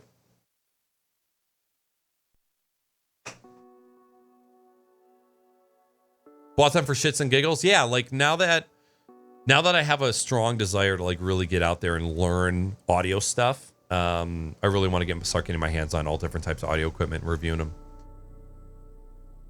Being able to take something you created and transferring it to mobile and making small bits of content from that big piece is a great skill. I agree. One of the things that I've prided myself in is being able to take streams or videos and then take my iPad Pro on the go, photo edit, video edit it. A lot of the videos that you guys see from me on Twitter and on TikTok, they're recorded with my phone, and then they are edited with an app called InShot. It is the most powerful video editing app that I've ever used for iOS, and it also is for Android OS as well. And you can do so much with it. There's even layers. You can do picture-in-picture video, and you can do different text layers as well. And I edit so much of my mobile footage on my phone, either while on break or at lunch at work, and I love it. So there's so much that you can do mobile, and of course, this is utilizing things like the cloud, utilizing P2P softwares like Resilio Sync, or using Google Drive, iCloud Drive, Dropbox, Adobe Creative Cloud. Utilizing NASs, personal NASs in your home network to get your content to different mediums so that you can edit on the go. There is an extreme leg up that technical content creators have for building efficiencies in their workflow. And that's something that I always strive for. I love talking about workflow and strategies and being more efficient when it comes to working in tech. It's just one thing that I have a keen eye for. Metro Detroit area wedding and portrait photographer. What the fuck? No shit. That's awesome. That's crazy. Hell yeah. Fucking dope. I'm going to your Twitch profile, you little bitch. Hell yeah. Fuck yeah. Sweet.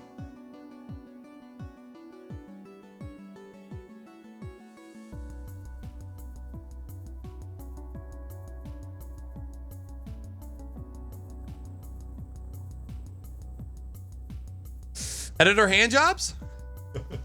You know how we do here. You grew up in Detroit? No shit, yeah. I've been here my whole life. 5 different cities in the Metro Detroit area. Does your company require password criteria for clients? And if so, how do you enforce password rules? So, great thing about Active Directory is that you can enforce password complexity within their domain. When I set passwords for people, personally, I give them 3 random words separated by spaces with 1 number and 1 symbol, usually at the end. So I'll ask them questions about like personal life, pets, like the color of their house, or if they're like brick or siding. And so you'll call, like, let's say they have a golden retriever and they've got an old house and they love roses, right? So let's say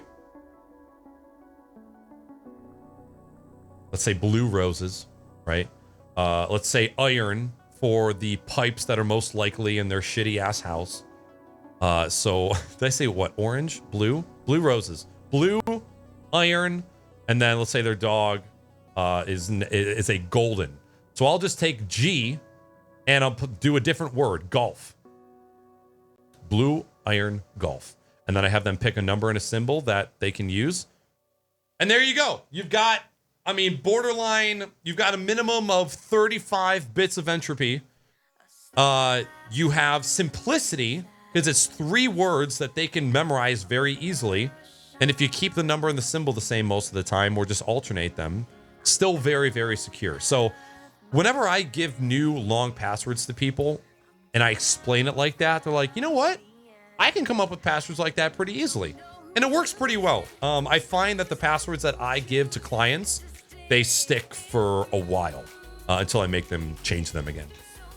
But yeah, our our company policy is 16 characters, capitals, one number, one symbol, at least.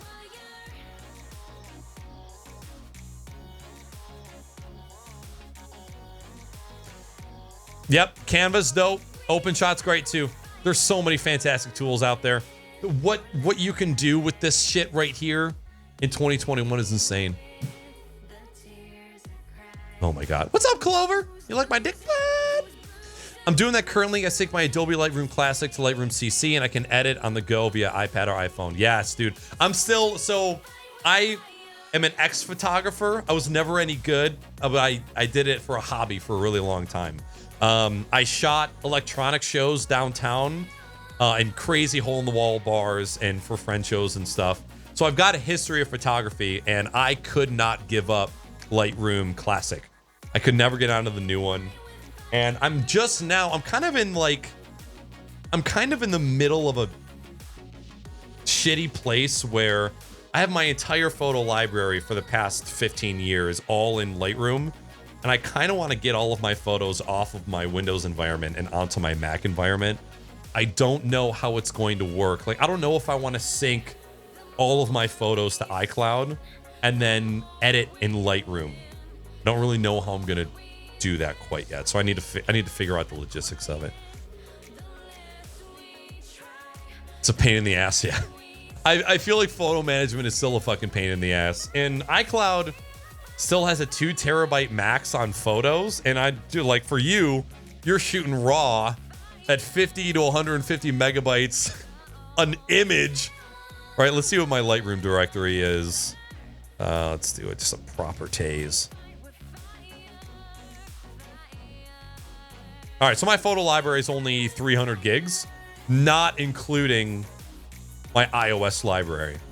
So my iCloud library is another 350. So I'm coming up at half a terabyte. I just don't know if I want to take all my photos and videos and put it into iCloud quite yet. iCloud password for Microsoft Edge browsers made me done. Yo, Microsoft Edge browser for life? Even on my Mac? Even on my iPhone? Even on my iPad? Microsoft Edge browser forever! I love that browser. Hell yeah, dog. That's crazy. I always love fucking people from Michigan. I always love meeting people from Michigan. Yo, hello. Come on in. Awesome. Oh yeah, dude. I wonder if we've ever been in the same place at the same time. My dad is a photographer and has been his whole life. He started out with weddings, and then he got into expensive glass blown artwork. No, I'm sorry. Weddings. Then he shot for the big three, auto industry. That went under. Then he got into expensive glass blown artwork, and then into food. And now he's doing real estate, both photo and video. Did my button come undone? I couldn't tell. So I've been around a photographer my whole life as well. So it runs in our family. We got a family full of. I was just said it. Photographers.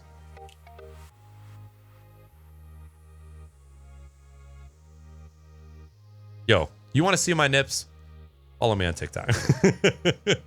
All right, kids, I gotta go. I'm gonna get out of here. Let me find somebody to raid, so we can share the love. Let me see if any of my commands are gonna work. Let's see if this works. I was waiting for knackers to dab a cotter away.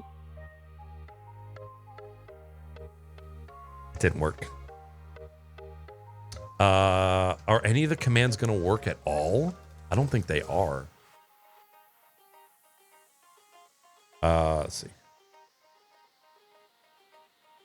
Well, look, you guys know where to find me, right?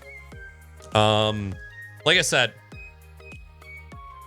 TikTok and YouTube is where I'm really focusing right now. So if you are into audio, video, hardware, software, tech space, nerd, DIY, 3D print shit, find me on YouTube. The YouTube channel is where I'm going to be putting a lot of time into. TikTok right now is a mix between stream advice, technology advice, tech reviews, DIY projects, stuff like that. If you're looking for a Discord server to join, our particular Discord server for the community specializes in technology, streaming news, tech news, 3D printing, gardening, and cooking. Those are kind of like the subjects that we all love the most talking about. So if those subjects interest you and you want a place to talk about that stuff, come hang out with us in Discord. I can't give you a link because my bots are broken. But if you scroll down in the profile, all of my links are pretty much there. I might be actually to give you... I forgot about my social media landing page, which I'll throw in chat. Everything I do is on that page. Obviously, I'm on Instagram as well. Not as active as I would like to be. Again, still trying to figure out what the fuck to do with Instagram. So most of the time, I end up posting my pictures to Twitter. Yeah, everything's there. That's my whole deal. Next stream, I don't know. I was supposed to do a podcast this Sunday, but the person backed out. So maybe we'll fit in a video game stream later this week. Maybe we can do some Pickle Nick at night. Maybe on Friday or Saturday, playing some good old fashioned, just like whiskey, Call of Duty, and screaming pickles. But podcast next Sunday for sure. And I think that's kind of it. I very much appreciate everybody that stopped by tonight. It was very heartwarming to come back to chat with open arms. I'm sorry it took me so long. I'm sorry I haven't been around. I know I don't need to apologize, but some people pay money for subscribing and tipping, and you know it gets to you sometimes. So thank you for those that continue to watch my shit and believe in me, and I hope that I can continue to create content that will cheer you up and teach you and learn you and make you feel good in your pants. So thank you so much for being here. The tips, the bits, hosts, raids, subs, resubs, fucking awesome. Thank you guys. Thank you. I will be back soon. All right. Where's my following list? I can't give you a raid message either. So why don't we just do suck the poop and Twitch raid the loop. That's what we're gonna do. We're gonna put some hearts on the end of it to make it look fancy. Suck the poop and Twitch raid the loop. Let's do Twitch raid the group. Suck the poop and Twitch raid the group. There you go. There's your raid message. That caterpillar on your lip needs a vacation. Listen here. I was just on vacation. Oh, wait a minute. Are you saying needs to go for a ride?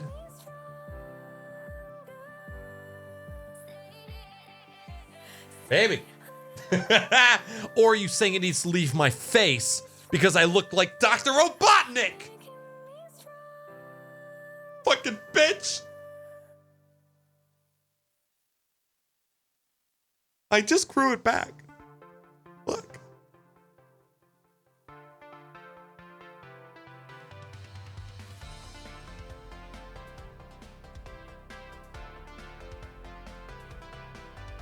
Thanks for the sub to the YouTube, Joe.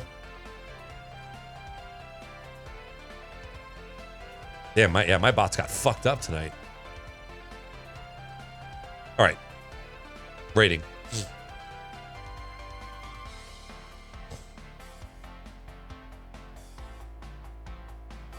Oh my god, I thought nobody was on for a hot second there.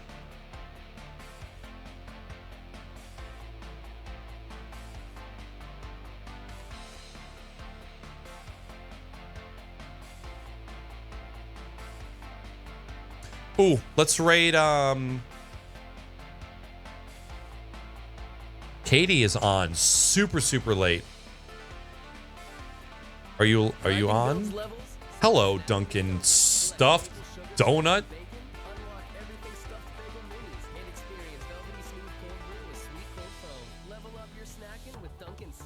Stuffed bagels. That's what everybody on TikTok was talking about. Hello? Are you gonna see? This is what I'm talking about. You'll load a page and you just want to see. There we go. Oh, wow. Her setup looks so great. She got the spookiness going on. Her camera looks great. It looks like she got a new microphone, maybe. Or a Harley Quinn band. Okay. Look, her name is Katie Peters Plays. She's been a friend of the channel for a super long time. She's been on the podcast 3 times now. Just a super genuine, heartfelt, feel-good streamer who has just recently started swearing, which is great. I don't know if she's recently, but she seems to care a little bit less about being family friendly lately. And just overall, a super dope lady, and she has an amazing community that is incredibly supportive. So we're gonna raid her. Looks like she's doing a first playthrough of a scary game right now. So raid Katie Peters Plays. What is your name? Katie Peters Plays. All right. Thank you all so very much. I hope you have a wonderful rest of your week. And I will see you on the internet sometime, all right? Mac Daddy loves you. Good night. It's so bad. You know, just practice makes perfect. Oh, you're just going ahead and try to do everything.